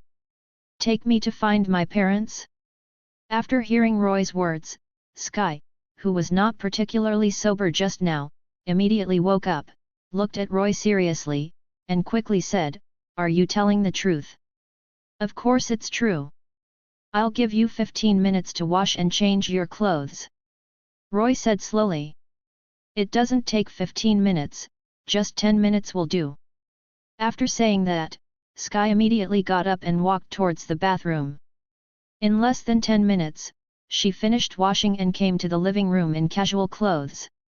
She appeared in Roy's sight and looked at him expectantly. "Let me make it clear first, I don't know where your father is right now. I can only take you to find your mother first. Besides, I'm not 100% sure whether your mother is where I know of right now." Roy gave Sky a heads up in advance. End of this chapter. Chapter 70, Afterlife. Chapter 70, Afterlife, First Order. In the TV series, the Earth and humans led by Jiaying have a secluded place called Afterlife in the Himalayas. But Roy was not sure whether Jiaying had arranged his afterlife in the Himalayas in this universe. The only thing he could be sure of now was that Jiaying was Sky's mother. "It's okay, I'm mentally prepared. Whether I can find them or not, I can accept it." Sky knew that Roy was giving him a heads up in advance to prevent him from being too disappointed, so he replied quickly. "Just be mentally prepared." Roy came in front of Sky and stretched out his right hand to Sky. Although he didn't say it, Sky knew that he was going to use his superpowers to take her out of the apartment. Without any hesitation, Sky immediately held Roy's right hand. When Sky held himself, Roy decisively performed water molecule transformation. Because their destination this time was the Himalayas, he could only use water molecule teleportation to take Sky there. As Sky watched, her and Roy's bodies instantly transformed from flesh and blood to organic ice form. After seeing this scene, Sky couldn't help but widen her big, beautiful eyes and looked at Roy with surprise. Roy didn't explain much to her. After completing the transformation of water molecules, he immediately performed water molecule teleportation without saying a word. In just a moment, Sky found that his body was broken down into water molecules that were invisible to the naked eye. Although her body had completely disappeared, she found that her consciousness was still clear. The only problem was that she had no way to continue controlling her body, or rather, to control the water molecules that were decomposed from her body. This is a strange feeling that cannot be described in words. She can clearly perceive the water molecules she has decomposed into, and can also observe and experience the world from the perspective of water molecules. Before she could think about it, the scene in front of her suddenly changed. The familiar apartment living room disappeared. Instead, there was a strange scene, as if entering a black hole, with light constantly passing by at high speed. This strange scene did not last long. After just a minute or two, the scene before her eyes turned into a majestic mountain range. To be precise, it is overlooking the Himalayas below from high in the sky. Although they arrived at the Himalayas, Roy did not immediately restore himself and Sky to the form of Iceman or normal people, but maintained the form of water molecules. Sky wanted to say something, but at this time she had lost the ability to speak and could only look at Roy, who was still in the form of a water molecule, from the unique perspective of a water molecule. Roy knew that Sky was watching him, but he didn't care and calmly used his water molecule perception. The Himalayas are approximately 2,450 kilometers long and 200 to 300 kilometers wide. For ordinary people, it is a very difficult thing to find an afterlife like a village with an unclear exact location in such a huge mountain range. But for Roy, who has already developed the ability to sense water molecules, this is not a difficult task. First of all, the perception range of water molecules reaches nearly 200 kilometers in diameter. Secondly, not many people live in the Himalayas. Roy, using his water molecule perception, searched for the location of his afterlife like a radar. After sensing an area, he will take Sky to the next area. Soon, he locked onto a village that was suspected to be the afterlife. There are not many people in the village, and there are men, women, young and old of all skin colors. After discovering the village, he began to further sense, eavesdrop and check the villagers in the village. Without much effort, he found a middle-aged white man wearing sunglasses and a middle-aged woman with Asian appearance wearing a Dongda costume. Found it. When Roy spotted the man and woman, he recognized them immediately. The pair of men were none other than Sky's mother Jiaying and Gordon, who possessed the ability of quantum teleportation. After discovering them, Roy did not hesitate at all and once again used water molecule teleportation to bring Sky to the room where Jiaying and Gordon were. Neither Jiaying nor Gordon noticed the arrival of Roy and Sky at first. It wasn't until Roy restored himself and Sky from water molecule form to Iceman form that Jiaying and Gordon discovered them.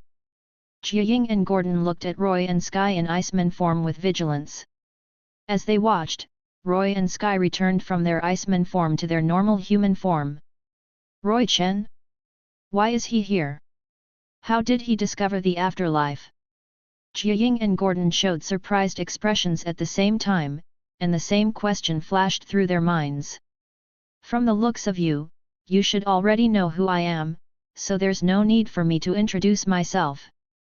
Her name is Sky. No, I should say her name is Daisy Johnson. After saying that, Roy ignored Jiaying's surprised expression and turned to Sky and said, "That woman is your mother.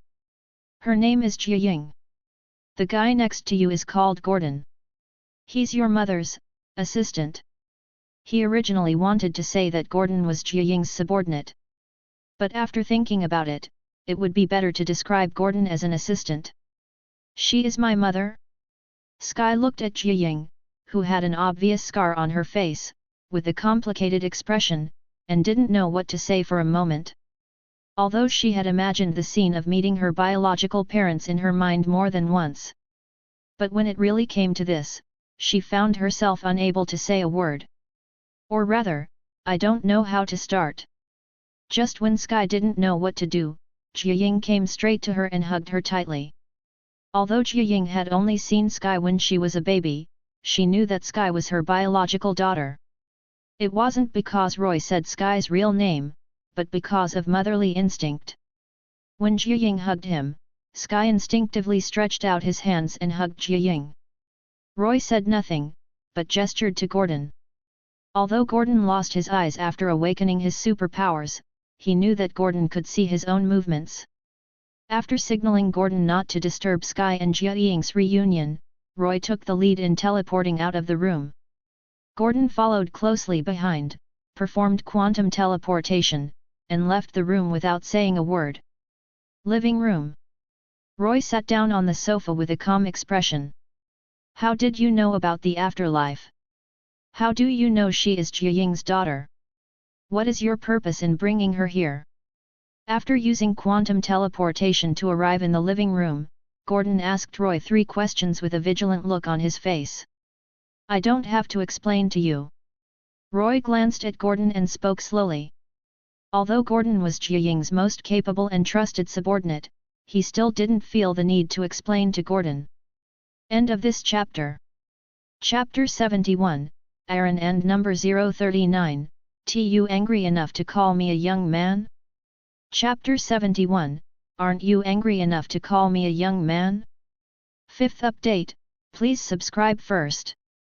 As expected, Gordon looked unhappy after hearing Roy's answer. He knew that Roy had many superpowers, and he also knew that Roy's strength was probably much stronger than his. But he was still very unhappy with Roy's current attitude. Unhappy? Hey! Just hold it in even if you're unhappy. I've killed a lot of Hydra people in this time, I don't mind killing another Inhuman. Roy said to Gordon. He had no problem with Gordon, but he really didn't like the attitude Gordon had just shown. After arriving in the living room, Gordon asked him 3 questions in a row, just like interrogating a prisoner. If it wasn't for Sky, no, now it should be said to be for Daisy's face. When Gordon finished saying those words, he would immediately shoot a shock beam at Gordon to let him know that he must be polite when speaking. Boy, let me give you a word of advice. Young people should not be too impetuous. Gordon said in a cold tone. Why don't you call me young in anger? Roy looked at Gordon with disdain. You. If possible, Gordon really wanted to teach Roy a lesson. But he finally suppressed the idea, performed quantum teleportation in front of Roy, and disappeared from Roy's sight. Not long after Gordon left, Daisy and Jiaying came out of the room. What happens next is simple. Jiaying first expressed her gratitude to Roy, thanking him for bringing Daisy to the afterlife so that mother and daughter could be reunited. Afterwards, he was cordially invited to stay as a guest and live for a while in the afterlife. Roy did not refuse and agreed immediately. He would bring Daisy here, on the one hand to fulfill his promise, and on the other hand to allow Daisy to awaken her shockwave superpowers. Although he can also find S.H.I.E.L.D.'s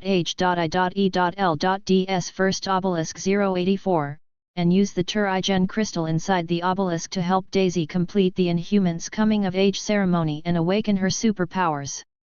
But compared to looking for the obelisk, it is easier to bring Daisy to find Jiaying. As the leader of the Inhumans on Earth, Jiaying will definitely use the Turigen crystal from the afterlife to help Daisy awaken her superpowers. Although there are regulations for the afterlife, only Inhumans who meet the requirements can use Turigen crystals to awaken superpowers. But the so-called regulations are only used to restrict others. For Jiaying, the rule maker, she can use the Turigen crystal however she wants. Not to mention using Turigen crystal to help his own daughter Daisy awaken her superpowers, he can even use Turigen crystal to exterminate ordinary people on Earth. Noon. Roy attended Jiaying and Daisy's family dinner as Daisy's friend. Although it was not a luxurious lunch, but just a table of common home-cooked meals, the chef's skills were not bad and the food was delicious and tasty. After having a good meal and a few drinks, Roy returned to the residence that Jiaying had arranged for him, an ancient house. As for Daisy, Jiaying arranged for her to stay in the second bedroom of her residence. Just as Roy guessed. The next morning, Jiaying arranged a coming-of-age ceremony for Daisy. At this time, Daisy already knew that she was not an ordinary person, but an Inhuman. Although she didn't particularly know the history of the Inhumans, she did not reject the coming-of-age ceremony arranged by Jiaying for her. After staying with Roy for a long time, she also fantasized about having superpowers. Daisy's coming-of-age ceremony went smoothly and ended quickly without any accidents. Daisy, who already knew in advance that the Turigen mist would turn her into stone, did not panic like in the TV series and unconsciously use her superpowers to create an earthquake. In Jiaying's study, Daisy sat on the sofa in the reception area of the study, looking at her body in confusion, trying to stimulate her superpowers. Although she has awakened her superpowers at this time, she has no idea what these superpowers are. Not to mention that she didn't know, Jiaying didn't know either. The only person who knew what superpower she had awakened was Roy, who was sitting next to her. After seeing Daisy come out of the room where the coming-of-age ceremony was held intact and without any changes, Roy knew that she had awakened the shockwave superpower just like in the TV series. "Don't worry, I will be your transition and mentor." Jiaying looked at Daisy with maternal love on her face and spoke slowly. The transition person she mentioned is a guide who helps newcomers who have newly awakened superpowers complete the physical and mental transition. As for the mentor, he is the person who teaches the other person how to use and develop superpowers. Normally, the transition person and the mentor are different people. But sometimes, the transition person and the mentor are the same person. At this moment, Roy's voice rang out. No need to bother. I can teach Daisy how to adapt to the change of identity and use her superpowers. Roy said to Jiaying. Although Jiaying is Daisy's mother, he does not intend to let Jiaying guide Daisy. As for the reason, it's simple. He didn't want Jiaying to instill anti-human ideas in Daisy. Although Jiaying looks harmless and amiable now, he knows that Whitehall's inhuman experiments have left her with an indelible psychological trauma and made her think about exterminating humanity. The reason why she didn't immediately pollute the entire world with the Turigen crystal was that she felt now was not a good time to implement this plan. You are not an inhuman, you are not suitable to be Daisy's transition person and mentor. Jiaying rejected Roy without even thinking about it. Nothing suitable. Although I am not an inhuman, I know very well what kind of mentality changes will occur after having superpowers, and I also know very well how to control superpowers. Don't get me wrong, I'm not targeting you. I think your development of superpowers is too low level. Roy said seriously. What do you mean? An unhappy expression appeared on Jiaying's face. That's literally what it means. There's no need for you to pretend in front of me. I know what you are planning. You deliberately left scars on your face and didn't use your superpowers to restore yourself to your original state, just to subtly influence others. Am I right? Roy looked at Jiaying calmly and spoke slowly. After seeing that Jiaying did not use her superpowers to completely heal the scars on her face, he knew what Jiaying was planning. After hearing his words, Jiaying's expression began to turn cold.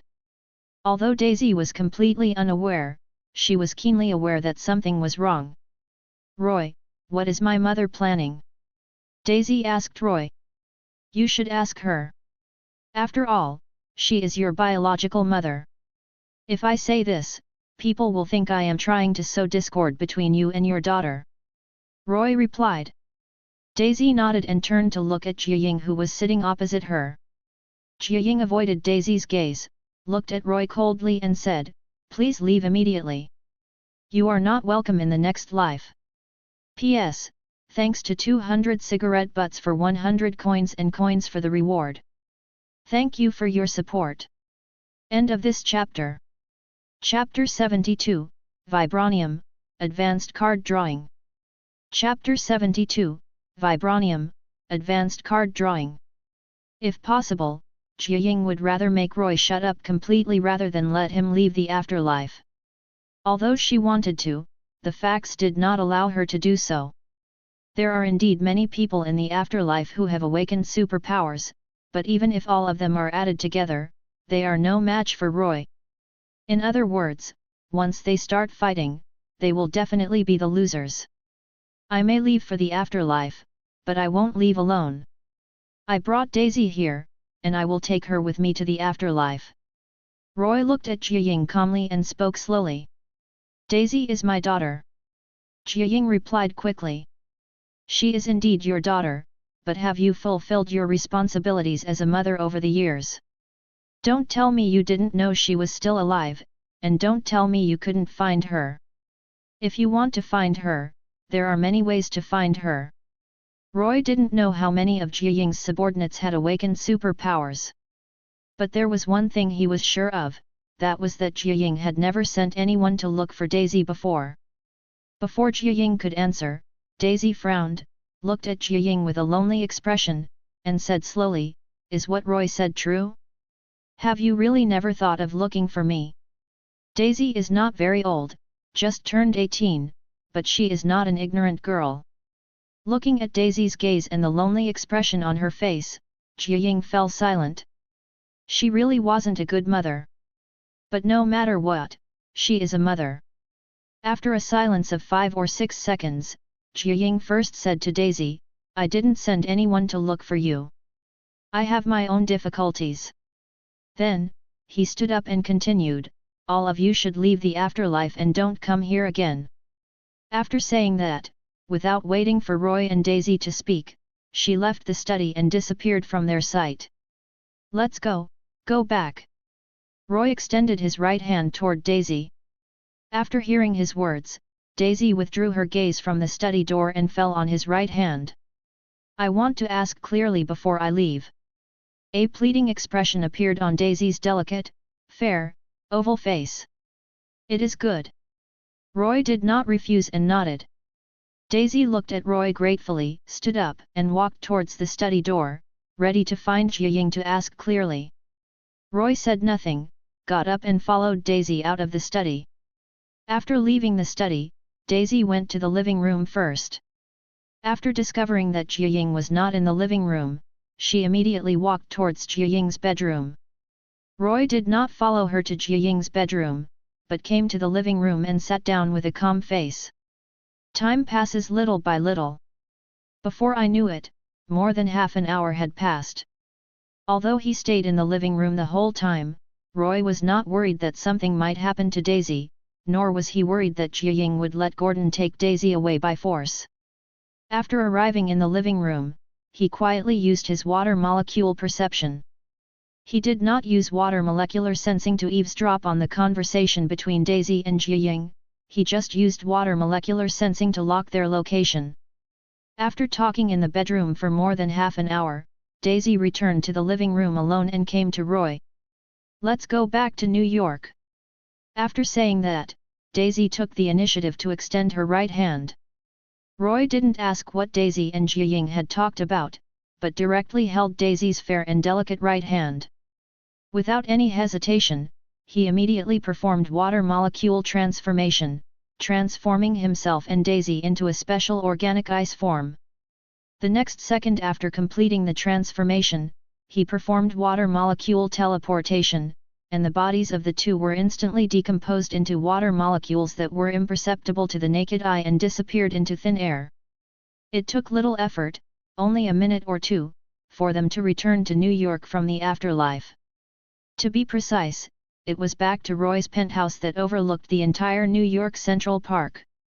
Daisy thought Roy would take her directly back to the apartment. Unexpectedly, Roy brought her to his mansion.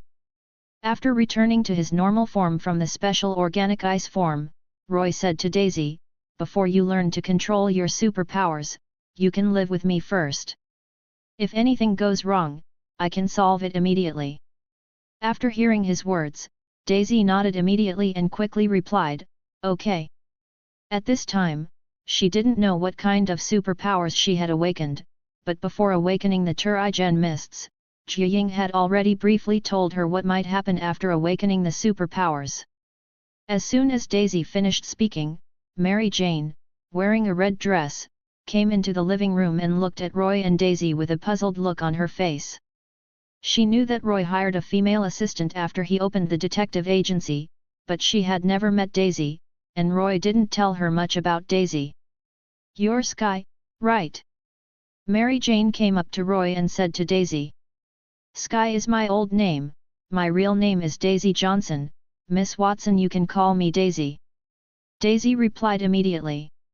"Daisy will live here for a while, please help Daisy pick a bedroom," Roy said to Mary Jane. Although she didn't know why he wanted to bring Daisy back to live, Mary Jane didn't ask any more questions and said softly, "Okay, I'll help Daisy arrange a bedroom." After saying that, she took Daisy's hand and left the living room with her.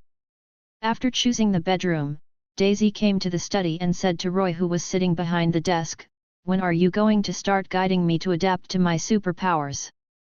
"Tomorrow. You should have a good rest today," Roy said to Daisy. "Uh-huh." Daisy nodded, turned and left the study, closing the door gently. After watching Daisy leave, Roy leaned back in his chair and thought about his next arrangements. Hydra now only has Whitehall and some remnants from other branches left, so there is no need to rush looking for them. Daisy has also awakened her shockwave superpowers. After thinking it over, he decided to continue with his previous low-key plan. The next day, after finishing breakfast in the living room of the penthouse, Roy used water molecule teleportation to bring Daisy to an uninhabited island in the Atlantic Ocean and officially began training Daisy. Time flies. Half a year has passed by in a blink of an eye. During these 6 months, Roy lived a low-key life as planned. Continue to develop Iceman's superpowers. Guide Daisy to master Shockwave superpowers. Head to the theater to see Mary Jane. Enjoy the life of a decadent billionaire. Killed Daniel Whitehall who was hiding in South America. Take on a few private commissions of interest in the firm, etc. Although he has not been idle in the past 6 months, he has been much more low-key than 6 months ago and has not made any big news that would shock the world. Noon. Hellfire Detective Agency. Roy sat in the boss chair in the office, playing a newly released 3A masterpiece. When he is bored, he will go to the office of the firm to play games. In the past 6 months, he has successfully accumulated 6 regular card drawing opportunities. But he did not do a normal card draw, but planned to collect 10 cards and then do an advanced card draw. The last time he was able to draw the SSR Iceman card was pure luck, and he didn't think he could continue to hit the target with one shot. Just as he was about to kill the boss of the current level, Daisy came into the office and said to him, "The Osborns are back from Wakanda." Roy said without even looking up, "How much vibranium did they bring back this time?" "Less than 300 kilograms. Daisy replied quickly. End of this chapter. Chapter 73 The Mastermind, One Man vs. One Country. Chapter 73 The Mastermind, One Man Against a Country. Less than 300 kilograms? Roy frowned slightly, pressed the pause button, and said to Daisy, "Why is there so little this time? Did you run into any trouble?" Not long after forcing Norman and Harry to join the Tarot Club, he assigned them a mission to go to Wakanda to seize vibranium. Although the two of them could not take down Wakanda's capital, Bernanzana, it was not difficult for them to deal with Wakanda's border troops. This is not the first time that the father and son have traveled to Wakanda. In the past 6 months, they have traveled to Wakanda almost every month and brought back half a ton or a ton of vibranium. According to them, they were rounded up by Black Panther and Dora's personal guards this time, so they brought back much less vibranium. Daisy said slowly. "Are they injured?" Roy continued to ask. "Just some minor injuries," Daisy replied. "Tell them to put the vibranium in the warehouse. I'll go get it later. Also, have them get the vibranium suit I need as soon as possible, and don't forget to continue optimizing the physical enhancement potion." After hearing that Norman and Harry were only slightly relieved, Roy put their injuries behind him and said to Daisy.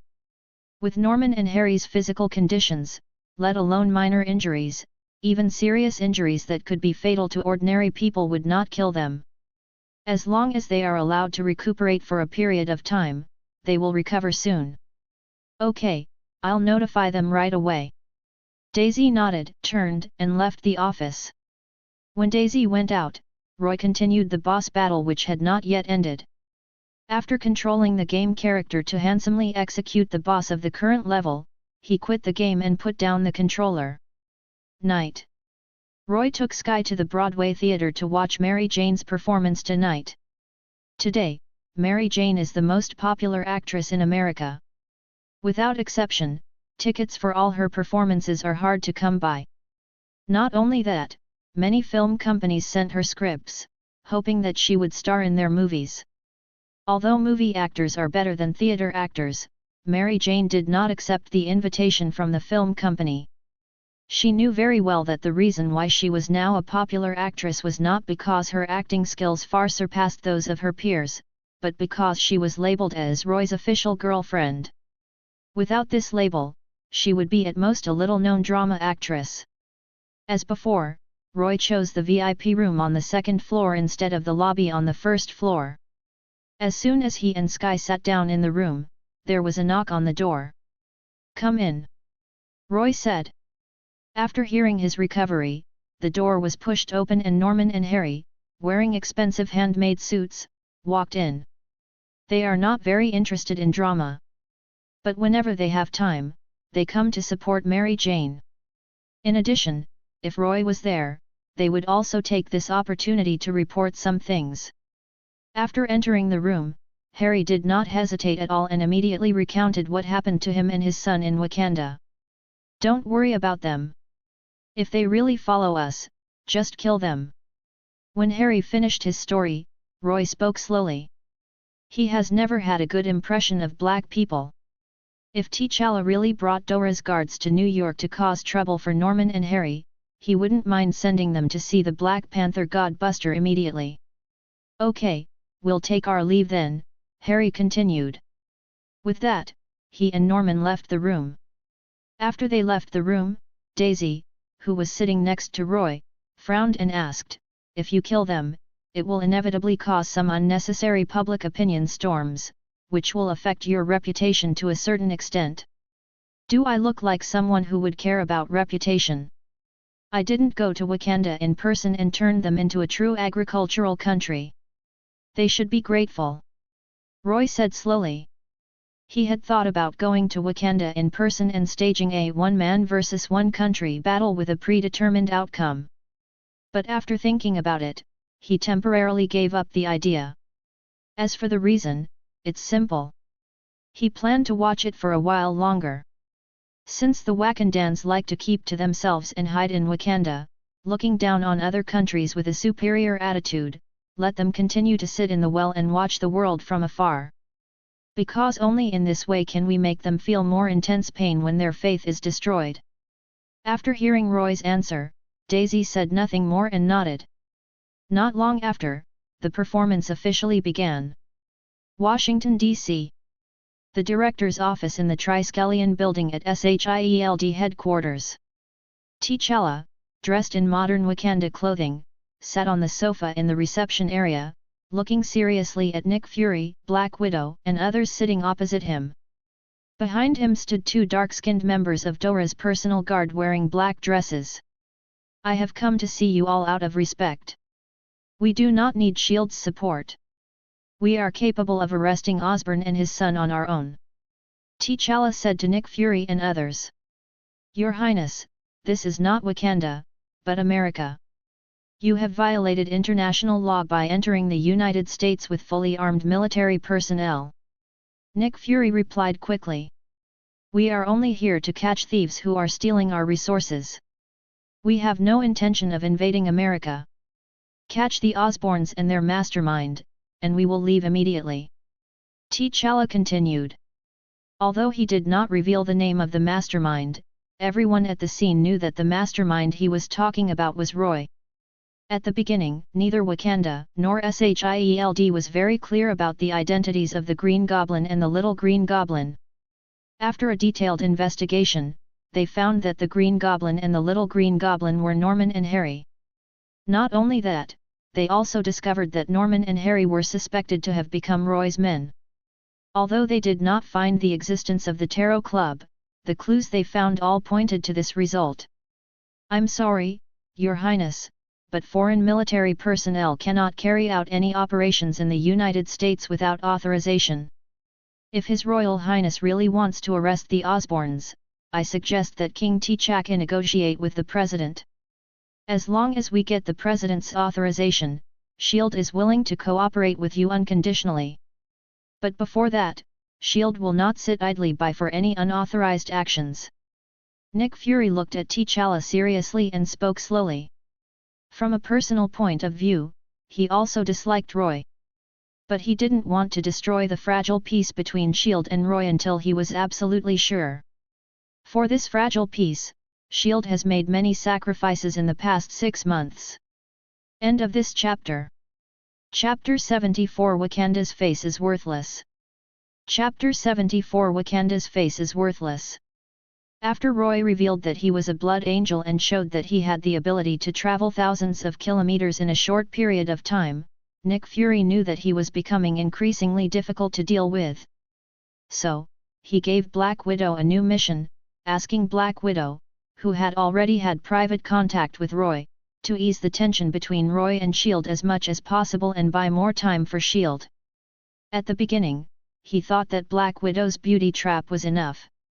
It turns out that Roy is greedier than he thought. Out of desperation, he had to arrange more S.H.I.E.L.D. agents to use the honey trap on Roy. Among them was Maria Hill, who was his trusted and capable assistant. In the movie universe, she developed a romantic relationship with Captain America Rogers, Agent 13 Sharon Carter, and Barbara Morse, codenamed Agent 19 and Mockingbird. In addition, he turned a blind eye to many things Roy did, pretending nothing had happened. For example, sending Osborn and his son to Wakanda to steal vibranium, secretly acquiring Hammer Industries, forming a superhuman army, threatening and winning over some congressmen, and so on. On the surface, Roy has indeed been very low-key in the past 6 months. But Nick Fury knew that he had been expanding the power under his command.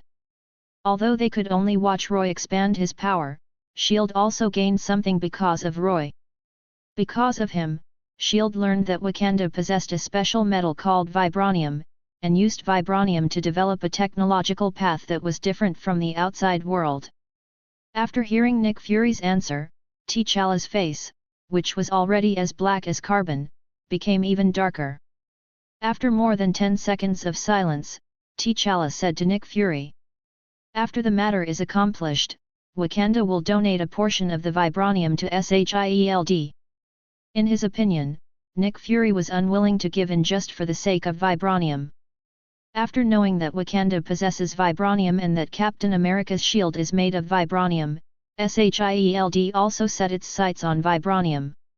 If S.H.I.E.L.D. wasn't so sure, it would have sent people to Wakanda to steal the vibranium long ago. Oil easily breeds US troops. Vibranium can also easily breed S.H.I.E.L.D. Your Highness has misunderstood. What S.H.I.E.L.D. wants is not vibranium, but the President's authorization. Again, as long as there is authorization from the President, S.H.I.E.L.D. will unconditionally cooperate with Wakanda's actions. Before then, S.H.I.E.L.D. will not allow any military personnel from other countries to conduct military operations within the United States. Nick Fury responded righteously. If Norman and Harry had nothing to do with Roy, he wouldn't mind giving T'Challa and others some convenience for the sake of vibranium. But the problem is that Norman and Harry are most likely Roy's men. When Roy is involved, it is no longer something that can be solved by vibranium alone. No matter how much money you have, you must have a life to use it. The same goes for vibranium. If S.H.I.E.L.D. is gone, even if there is more vibranium, it will still be a loss. Director Fury really doesn't want to give Wakanda any face. T'Challa said in a cold tone. This is not a question of face or not, it's a question of authorization. Nick Fury replied calmly. That's what he said, but what he really wanted to say was that Wakanda's face is worthless. In that case, there's nothing more to talk about. Wakanda will not let go of any thief who steals vibranium. If S.H.I.E.L.D. must intervene, then let them do it. After saying that, T'Challa stood up and left Nick Fury's office with the members of Dora's personal guard behind him. When they disappeared from sight, Black Widow spoke up, "What should we do next? Should we just chase them away?" Nick Fury shook his head and said slowly. "Need not. Since they insist on making things difficult for Roy, let them bear the consequences themselves. Call Roy and tell him that Wakanda's great prince T'Challa is here with Dora's personal guards to cause trouble for him." Rather than actively stopping T'Challa and his crew, Nick Fury would rather inform Roy. On the one hand, this can show goodwill to Roy, and on the other hand, it can also use Roy to test the strength of T'Challa and Dora's personal guards. If they show too incompetent, Nick Fury wouldn't mind sending a special forces team to Wakanda tomorrow to bring back some vibranium from Wakanda. "Okay, I'll contact Roy right away." After saying that, Black Widow got up and left the office. When only himself and Agent Hill were left in the office, Nick Fury said to Agent Hill, "You also took someone to New York to deal with the aftermath and avoid causing a sensation." Agent Hill nodded immediately without saying anything. New York. Inside a theater on Broadway. Roy admired Mary Jane's performance with a calm expression. After half a year of polishing, Mary Jane's acting skills have improved significantly and she has become more and more adept at performing. At this moment, the cell phone in his pocket vibrated and he received a text message. After seeing that the text message was from Black Widow, he didn't think much about it and immediately opened the message and started reading it. The content of the text message was very short, just one sentence. Wakanda Prince T'Challa and Dora's personal guards are heading to New York. After reading the text message, Roy did not reply to Black Widow and put the phone back into his pocket. What happened? Daisy asked Roy. Wakanda sent someone over. Roy replied. Do you need me to inform Norman and Harry? Daisy continued to ask. No, I'll take care of it. Roy replied calmly. After the performance, thunderous applause broke out immediately. Roy didn't wait for Mary Jane and left the theater with Daisy. As her fame grew, Mary Jane became busier and busier after the show ended. In addition to discussing the next performance with the theater staff, she also needs to meet with her die-hard fans, take photos with them, get autographs, etc. Roy did not leave with Daisy through the theater door, but used ghost teleportation to bring Daisy back to his residence. At first, Daisy lived here because she couldn't control her shockwave powers skillfully. Although she is now able to use her shockwave superpowers skillfully, she still has not returned to her previous apartment. On a beautiful moonlit night, Daisy, who was already an adult, took the initiative to come to Roy's bedroom and had an in-depth conversation with him all night long. Mary Jane also knew about this, but she did not show any dissatisfaction. She had guessed this the day Roy brought Daisy back to his residence. Not only that, she would sometimes take the initiative to propose a thrilling game of landlord. Unlike Mary Jane, Daisy is relatively shy. But as the saying goes, once is new, twice is familiar. Daisy soon accepted this. After the show, Norman and Harry returned to their penthouse in Manhattan in the latest model Rolls-Royce. At the same time, in the sky above New York, a uniquely shaped aircraft that looked like an alien spaceship and was invisible to the naked eye was hovering thousands of meters in the air, firmly locking onto the Rolls-Royce they were riding in. Just then, Harry's cell phone rang. When he saw Roy's name on the caller ID, he answered the call without any hesitation.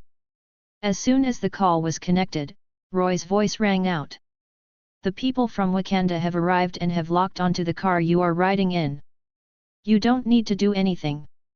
You just need to play the role of innocent victims. P.S.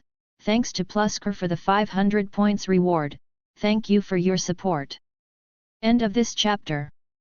Chapter 75, Prepare the Green Devil, the Star Knights. Chapter 75, Preparing the Green Devil, the Knights of the Star Cross. Playing the innocent victim? After hearing Roy's words, Harry's expression suddenly turned ugly. At the same time, he also guessed what Roy was planning. Roy is ready to kill all the Wakandans who followed him to New York. Although Roy didn't really care about how other people evaluated him, he didn't intend to become the public enemy of mankind. All it would take was a small price for Norman and Harry to pay to make his killing seem justified. Not only that, but he can use this as an excuse to attack Wakanda in the future. For Roy, it was a good deal. But for Harry and Norman, it was a little bit not worth it. What is a victim? Those who are violated are victims. If possible, Harry hoped Roy could come up with a plan that didn't require them to be victims. But he knew that Roy was not discussing with him now, he was just informing him. Okay, I get it. Harry replied quickly. After that, he hung up the phone and relayed Roy's words to Norman. Norman also guessed Roy's real plan at the first moment. However, compared to Harry, he didn't think there was anything wrong with Roy's plan.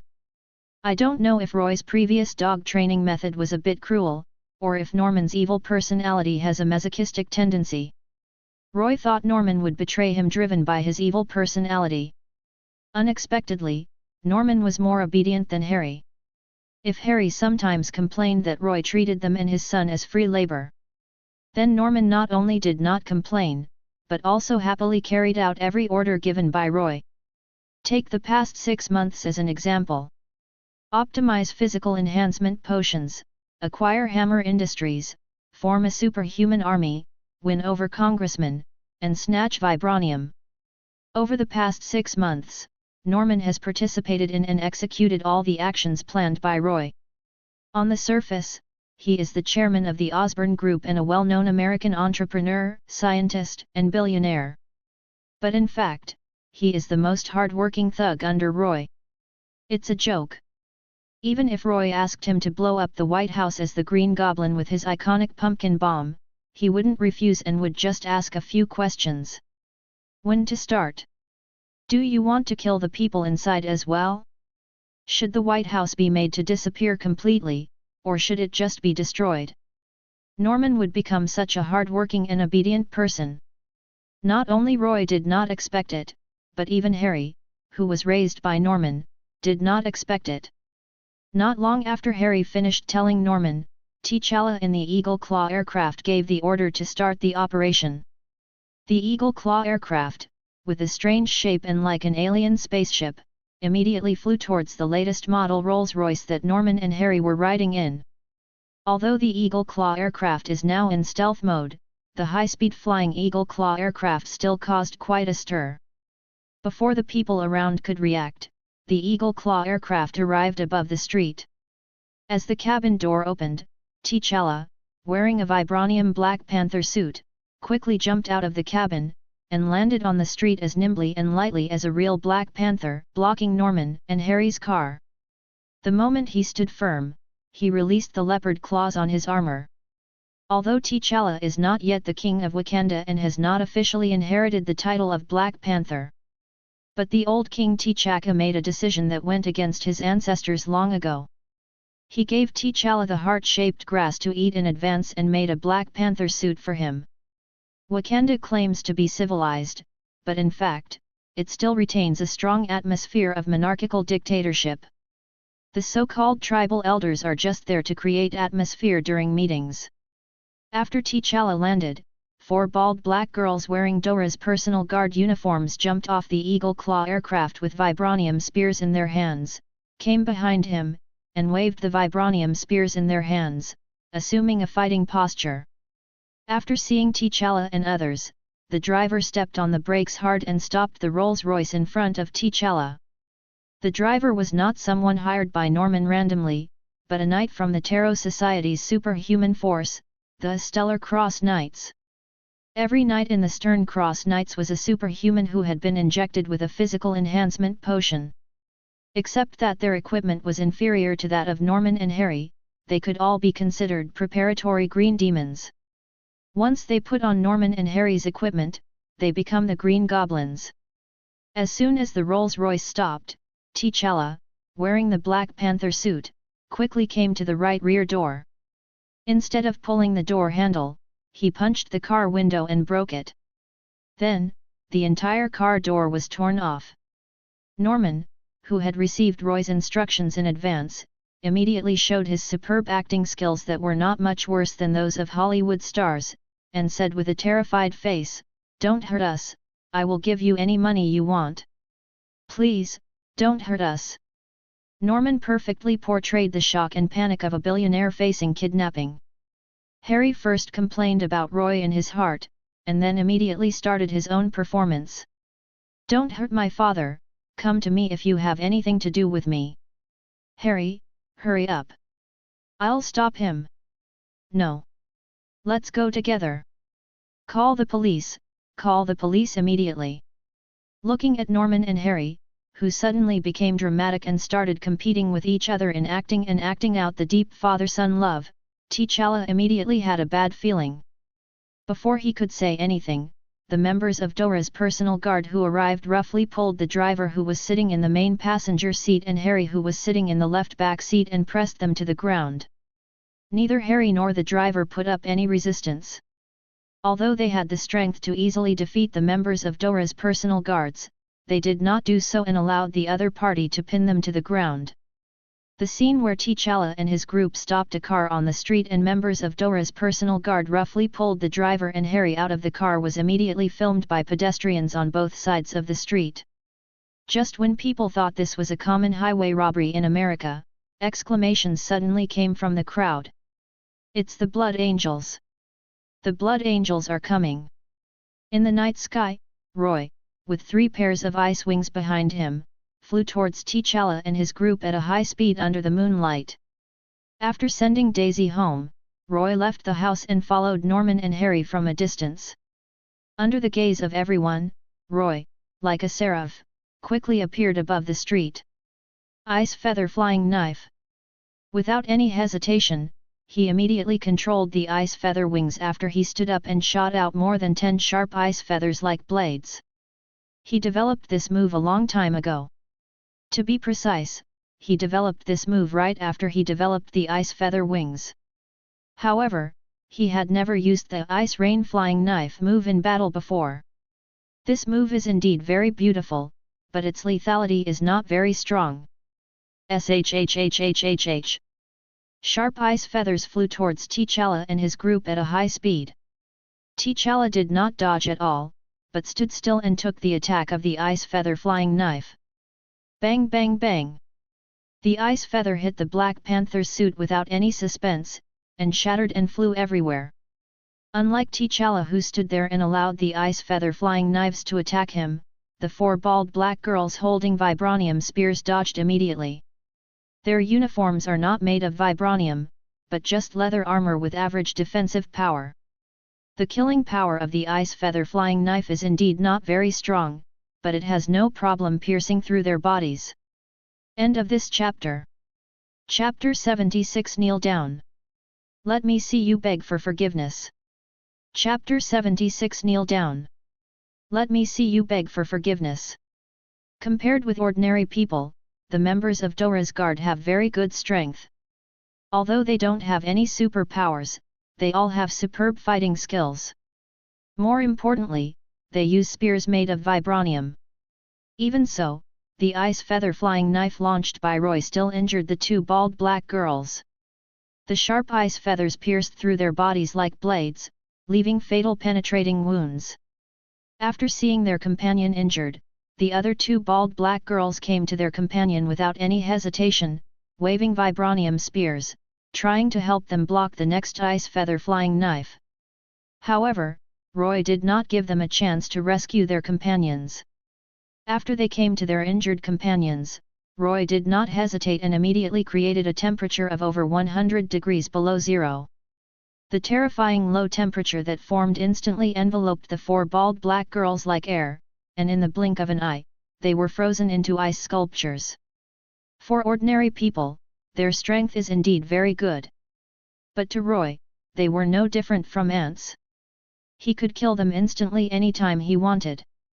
After freezing the bald black girl and the other 3 into ice sculptures at a temperature of over 100 degrees below zero, Roy, with 3 pairs of ice wings behind him, slowly landed on the street and looked at T'Challa in his Black Panther suit with a calm expression. Because T'Challa was wearing a helmet, Roy couldn't see his expression. But there is one thing he is sure of, that is, T'Challa's expression must be very ugly now. In Wakanda, Dora's guards are not just simple king's guards. In addition to being loyal to and protecting the king, members of Dora's guards have a special mission that they may not have the opportunity to perform. Become a princess. The members of Dora's personal guard are all candidates for princess carefully selected from various tribes in Wakanda. Although not every king will choose his queen from Dora's guard, there are many cases in Wakanda's history where members of Dora's guard became queens. In the comics, T'Challa, who graduated from Oxford University and has a doctorate in physics, wanted to abolish Dora's guards, but before he could do so, he was strongly opposed by Wakanda's conservatives. For other tribes in Wakanda, the existence of Dora's guards means the opportunity for the tribe to marry into the royal family. Once Dora's royal guards are abolished, their tribe will completely lose the possibility of marrying into the royal family. Under such circumstances, the conservatives in Wakanda would certainly not allow T'Challa to abolish Dora's guards. T'Challa stared at Roy, exuding a strong murderous intent.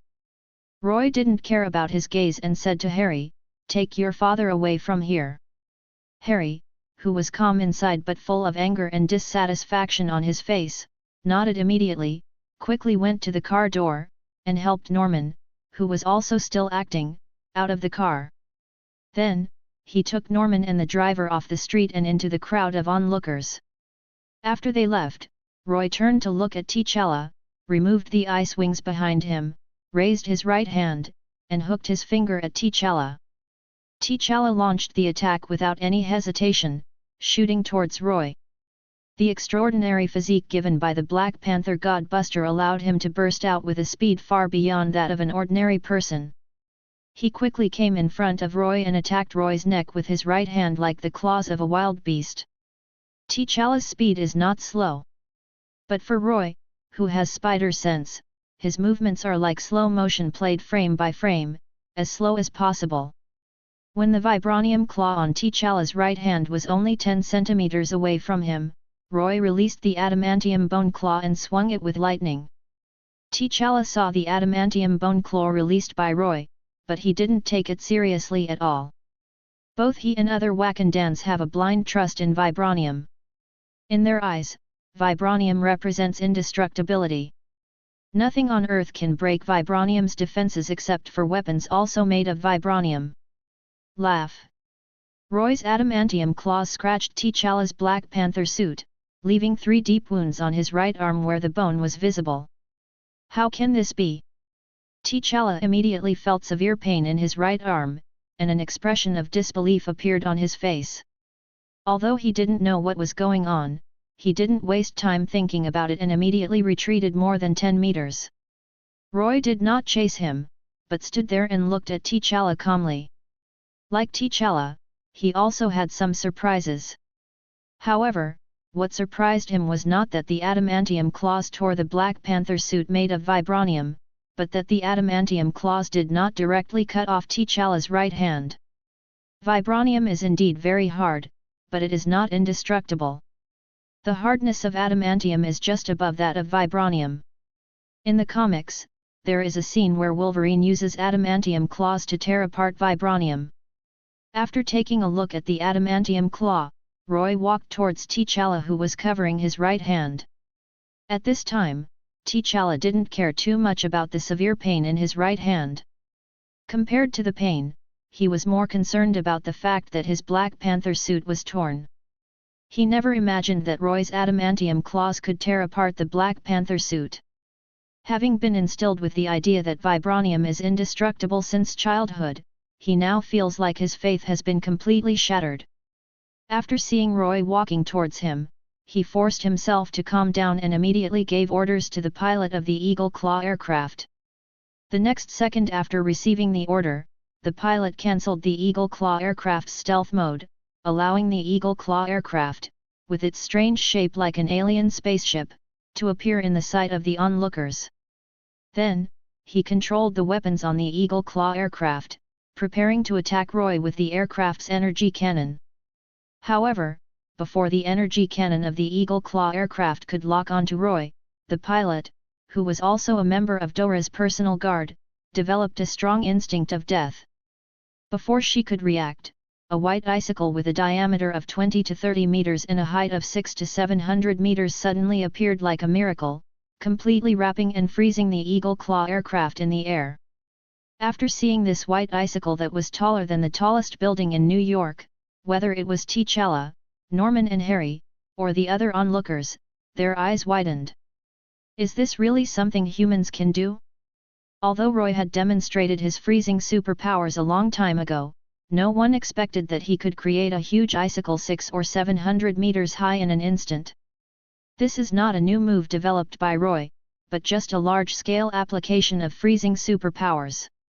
In principle, this is no different from creating low temperatures to freeze the enemy. It's just that the scope is a little larger.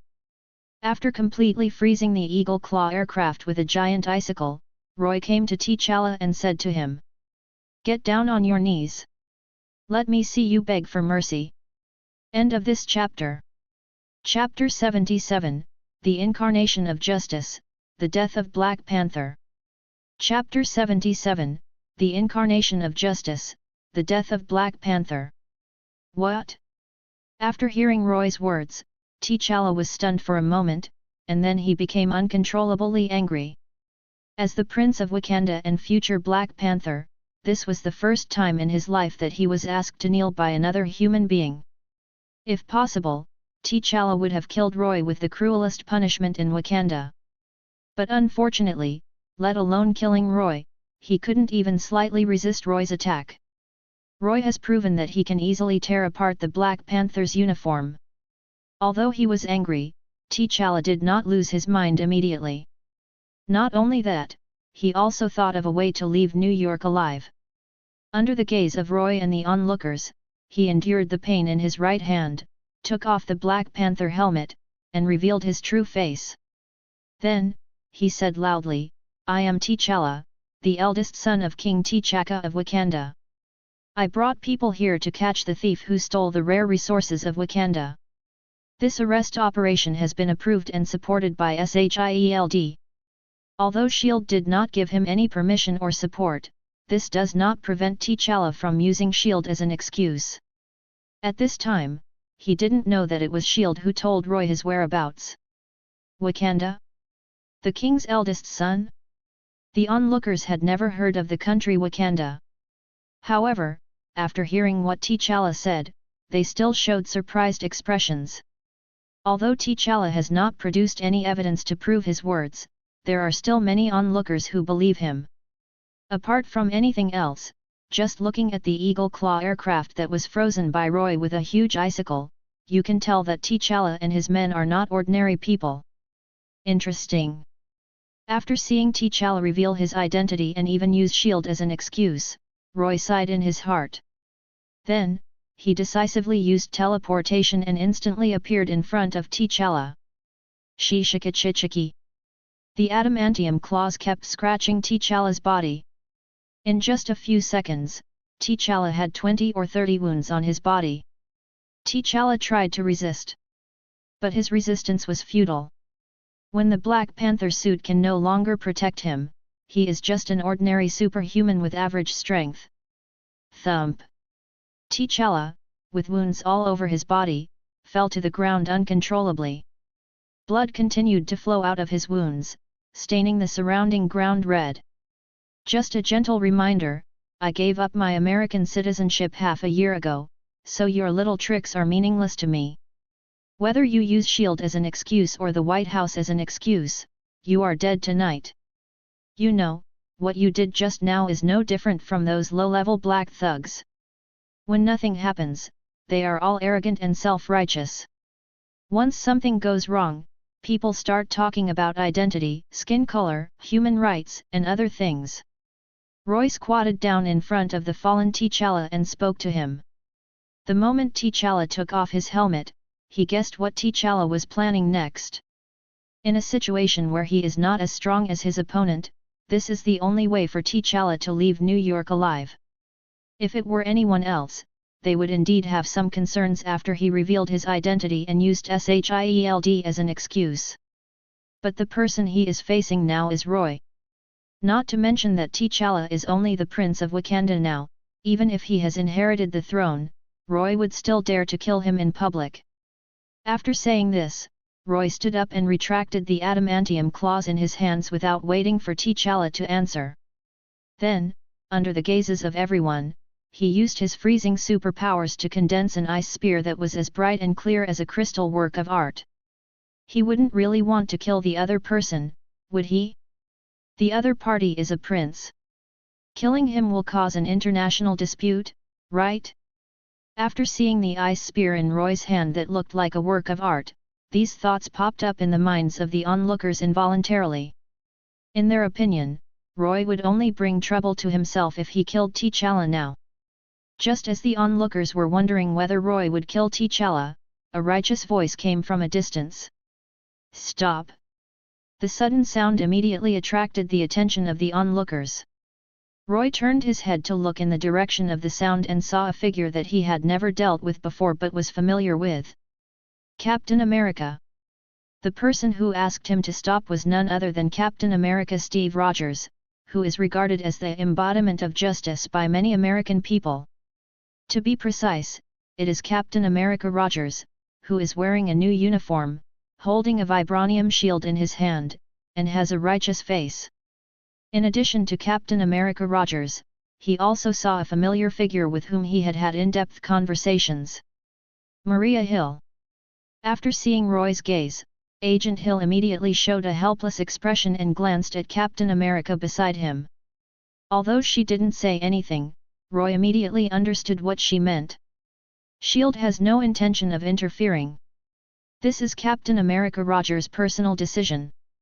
Following Nick Fury's instructions, Agent Hill brought his men to New York, ready to ask the S.H.I.E.L.D. agents from the New York branch to assist him in the aftermath to avoid causing too much of a sensation. However, neither she nor Nick Fury expected that Captain America, who was leading the team to other cities to carry out missions, would return to the New York branch tonight. The righteous Captain America quickly walked towards Roy and T'Challa. Just as he was about to reach him, Roy raised his right hand under his gaze. Not good. After seeing Roy raise his hand, Captain America Rogers had a bad feeling. Before he could say anything, the ice spear stabbed towards T'Challa's head with lightning speed. Laugh. Without any suspense, T'Challa, who had been seriously injured by the adamantium bone claws, was pierced through the head by the ice spear that looked like a work of art, and his life officially came to an end. Captain America stopped and looked at Roy with a cold expression. I don't like the look of your eyes right now. If you look at me like that again, I'll kill you too. Roy pulled out the ice spear that pierced T'Challa's head and said to Captain America. He knows that Captain America is regarded as the embodiment of justice by many American people, and he also knows that Captain America is now the face of S.H.I.E.L.D. But as long as Captain America makes him unhappy or attacks him, he will kill him even if Captain America is the president. After hearing Roy's words, Captain America's anger grew even stronger. Although a raging rage was burning in his heart, he did not let it cloud his mind. Taking a deep breath, he turned around and walked towards the S.H.I.E.L.D. vehicle without saying a word. After seeing Captain America turn around and come back, Agent Hill finally breathed a sigh of relief. Without any hesitation, she immediately ordered other S.H.I.E.L.D. agents to take away the bodies of T'Challa and others. Then, he quickly came to Roy, pointed at the huge icicle that was hundreds of meters high, and said to him, "Can you please remove this icicle? You can take their bodies away. You should know where to send the rest." Roy said slowly. "No problem. Do you want us to block the video tonight?" Agent Hill nodded and continued to ask.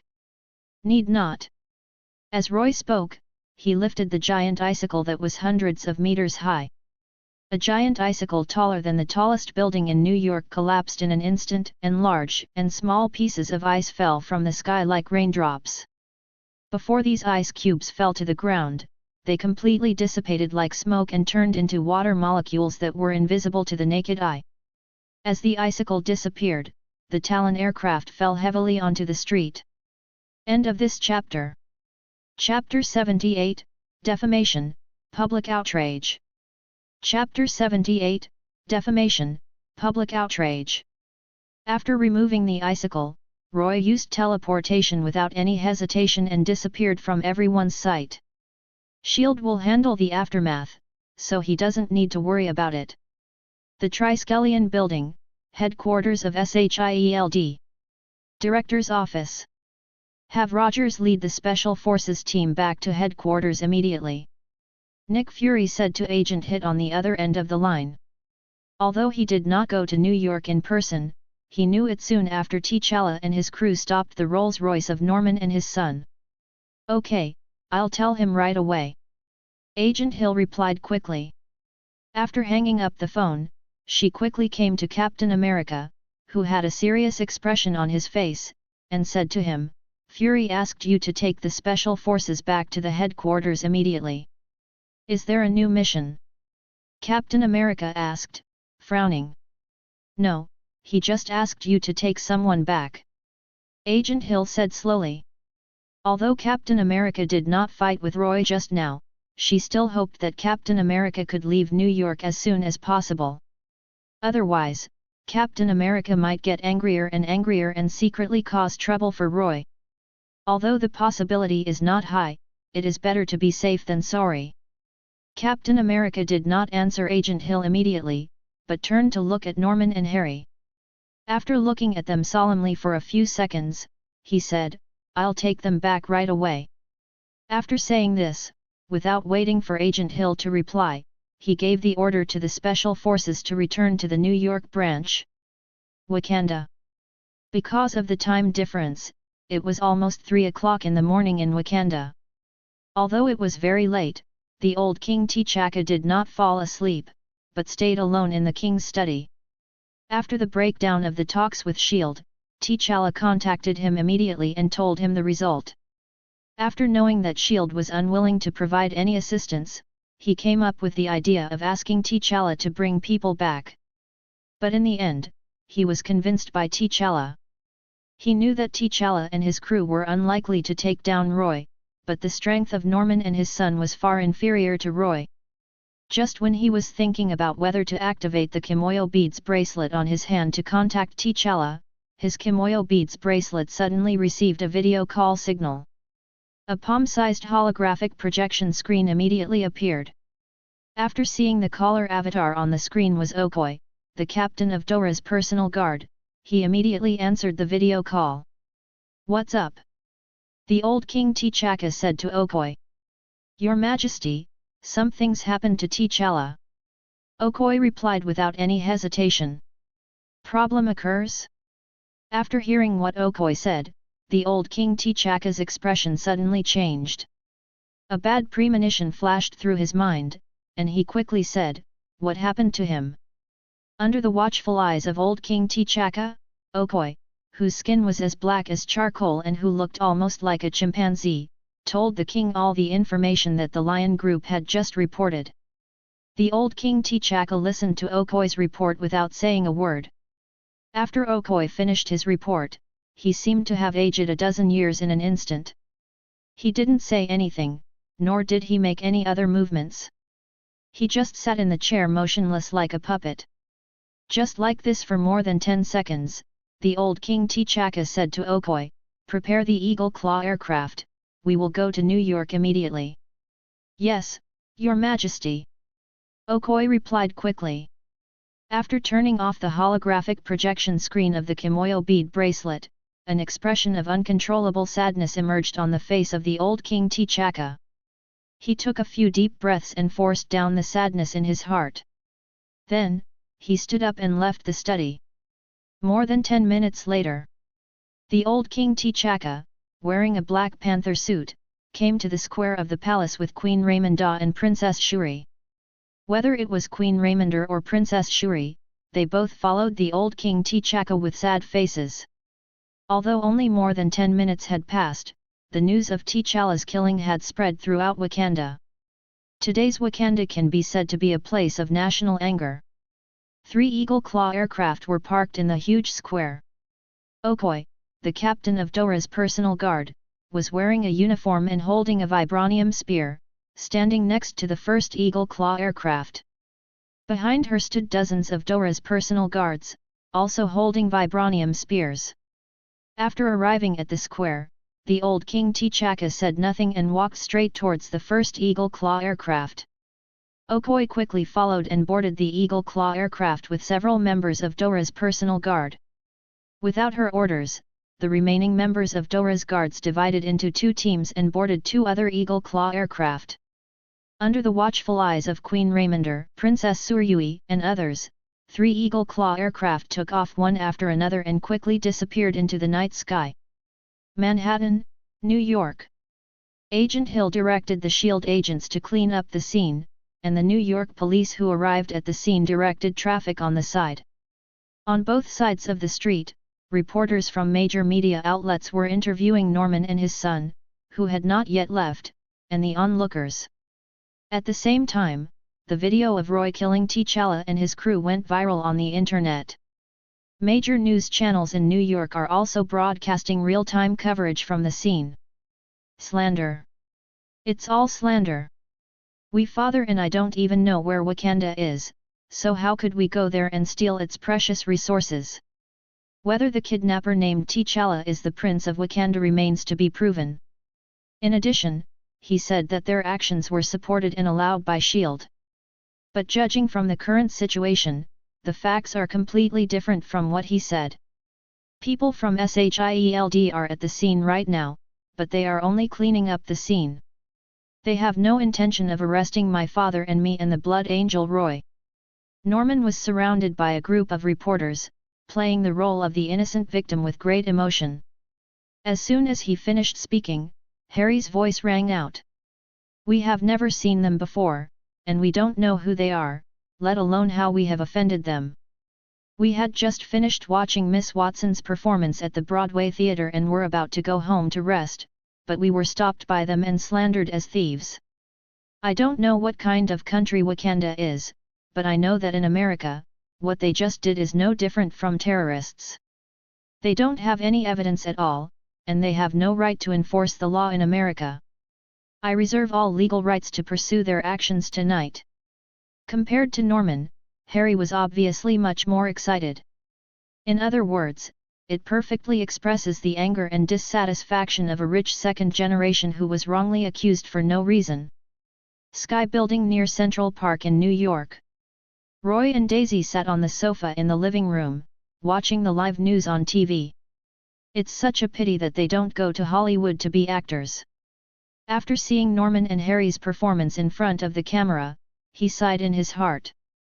After watching for only a few minutes, he turned off the TV and said to Daisy beside him, Wakanda should have received the news that T'Challa was killed. They will definitely not sit idly by.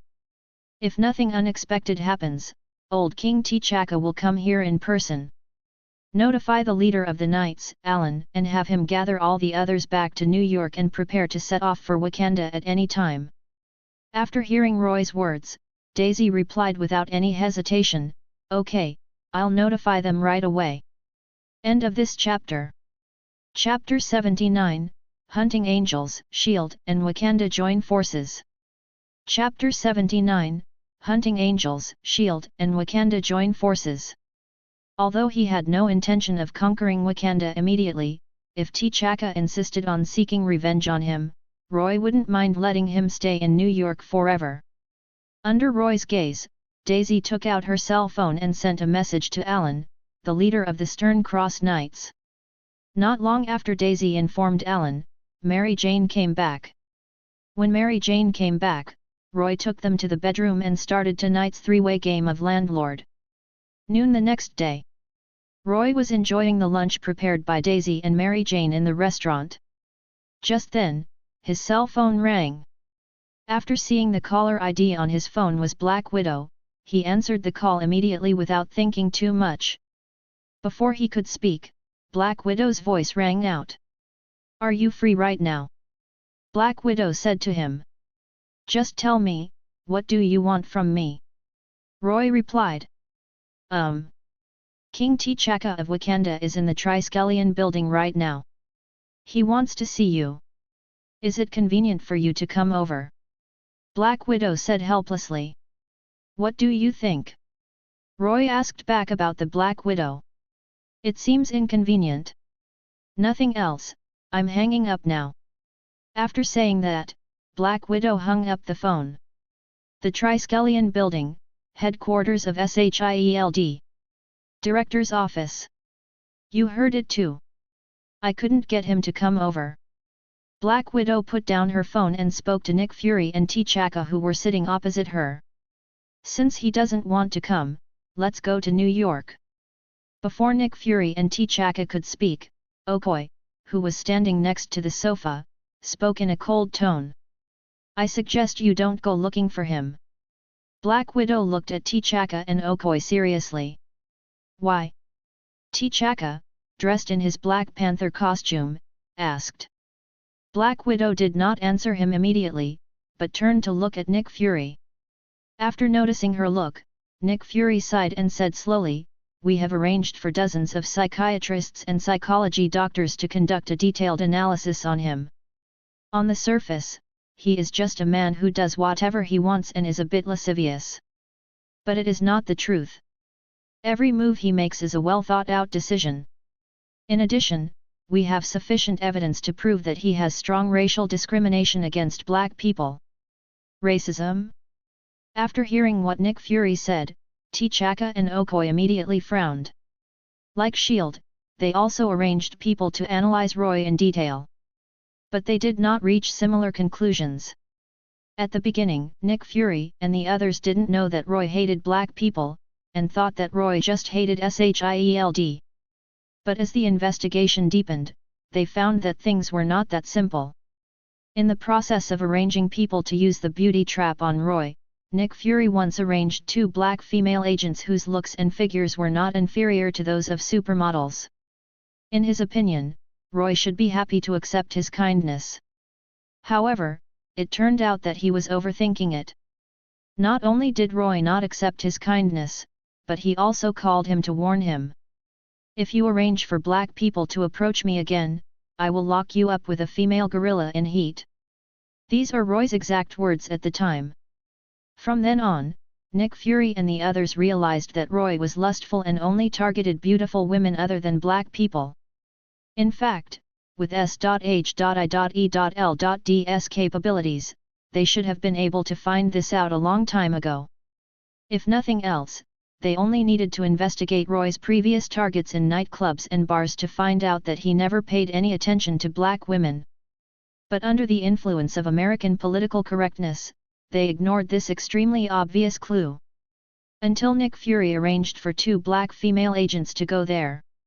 We are also deeply saddened by the death of Prince T'Challa. We understand Your Majesty's desire to seek justice for Prince T'Challa. But at this stage, Your Majesty, it is best for you not to contact Roy. This is not only for your safety, Your Majesty, but also for the survival of Wakanda. Just as T'Chaka was about to say something, Nick Fury continued. After Roy killed T'Challa and his crew, he planned to send a special forces team to Wakanda immediately. But before he can do so, he receives a call from the old king T'Chaka. T'Chaka didn't say much to him, just 2 things. First, they will bring the bodies of T'Challa and his crew back to Wakanda. Second, Wakanda is not as weak as S.H.I.E.L.D. imagines. Of course Nick Fury wouldn't believe everything T'Chaka said. T'Chaka also knew that Nick Fury wouldn't believe it. After hanging up the phone, he showed Nick Fury the giant energy shield that completely enveloped the Wakanda capital, burning Xana. After seeing the images captured by the satellite, Nick Fury immediately gave up the idea of sending a special forces team to Wakanda. As an experienced agent, he could tell at a glance what the giant energy shield meant. If Wakanda can create a giant energy shield to cover the city, then they will have the ability to create large-scale weapons of destruction that are as powerful as nuclear bombs. Wakanda never fears any enemy. Okoye looked at Nick Fury seriously and spoke in a cold tone. S.H.I.E.L.D. is not afraid of any enemy, but S.H.I.E.L.D. can't do anything to Roy right now. If Your Majesty insists on going to avenge Prince T'Challa now, then I can only wish you good luck. Since Your Majesty has come here in person, I will give you a piece of information for free. After Prince T'Challa's death, Roy assembled his own superhuman force, the Stellar Cross Knights. According to our investigation, the number of the Stern Cross Knights is about 80, and each of them has individual combat capabilities that are not inferior to those of Osborn and his son. Nick Fury said slowly. He doesn't care whether T'Chaka and others can return to Wakanda alive, nor does he care whether Wakanda will be destroyed. He just didn't want Wakanda's vibranium and technology to fall into Roy's hands. Roy is already a difficult enough problem now.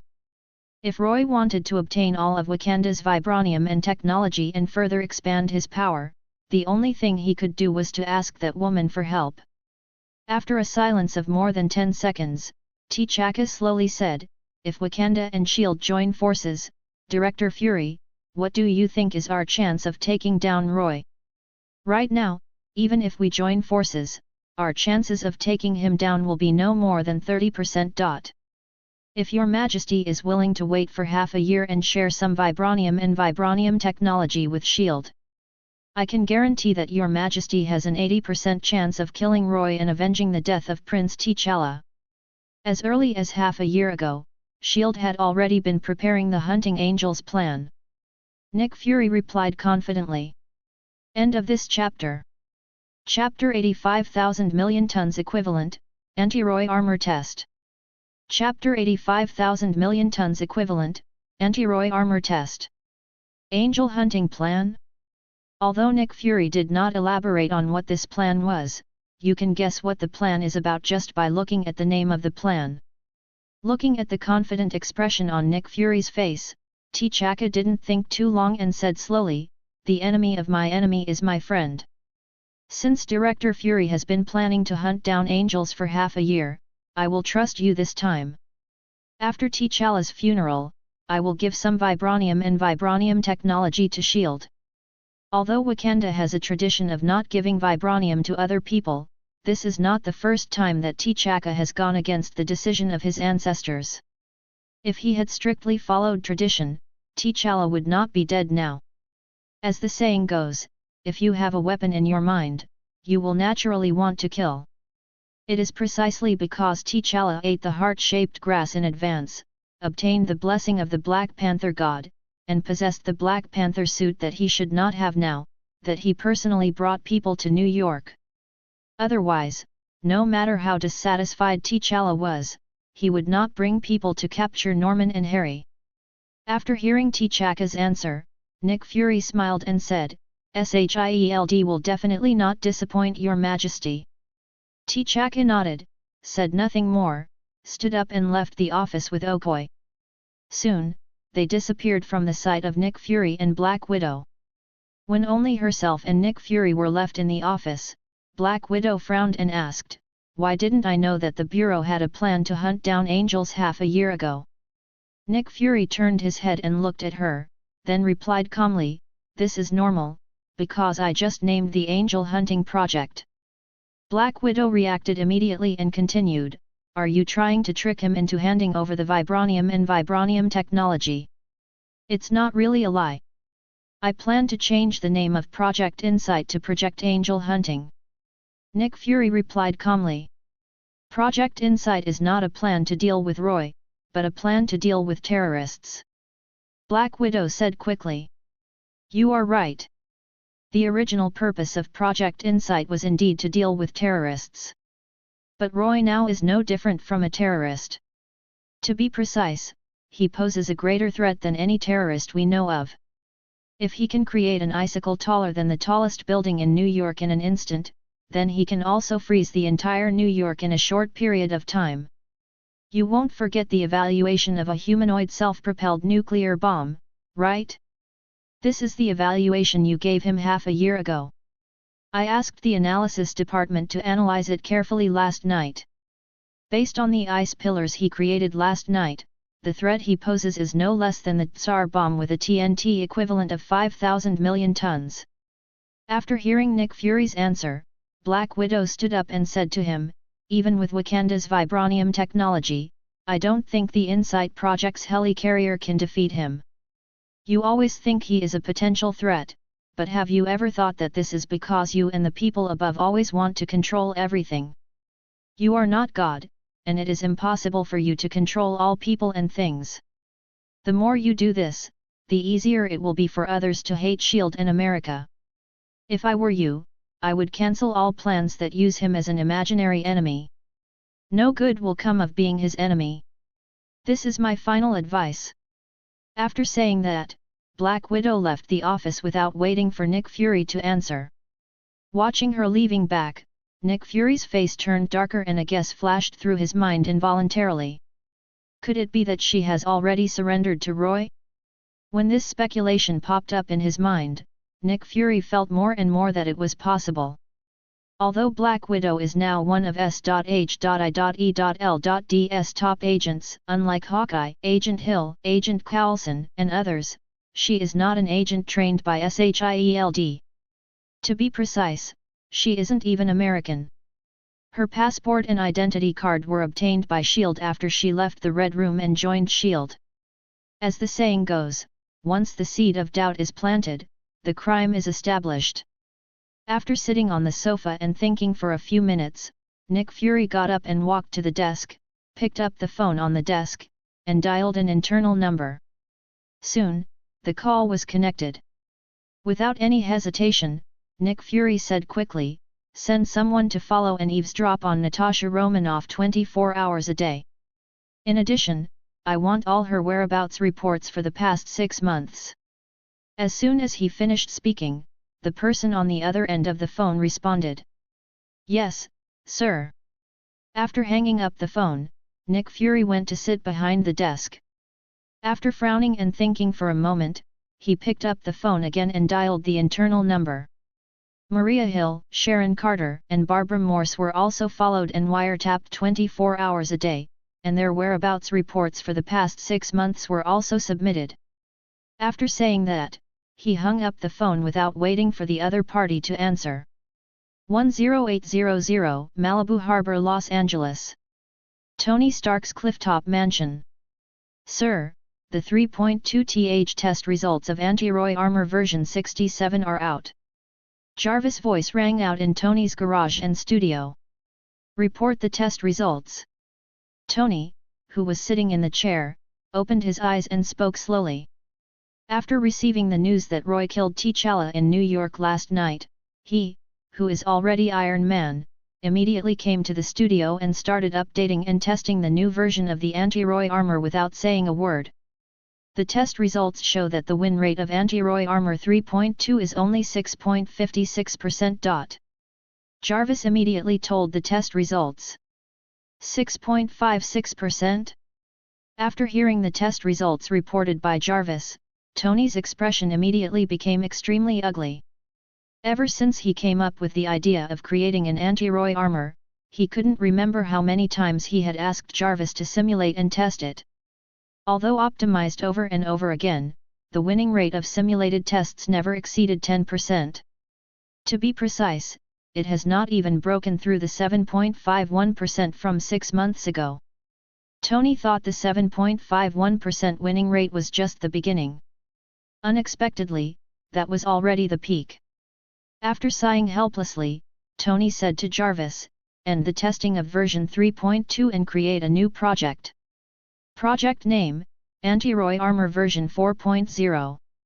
Okay, sir." Jarvis replied. Manhattan, New York. Hellfire Detective Agency. A large number of reporters trying to interview Roy gathered at the door of the office. Roy ignored them and browsed the online reports in the office. After lunch, he brought Daisy to the office. Instead of driving over, he used water molecule teleportation to bring Daisy to the office. The Prince of Wakanda was killed. The Blood Angels saved the Osborns. The Osborns were nearly kidnapped. The Blood Angels showed up in public. A small African country that is not backward. The true face of Wakanda. The conflict between Captain America and the Blood Angels. End of this chapter. Like and subscribe.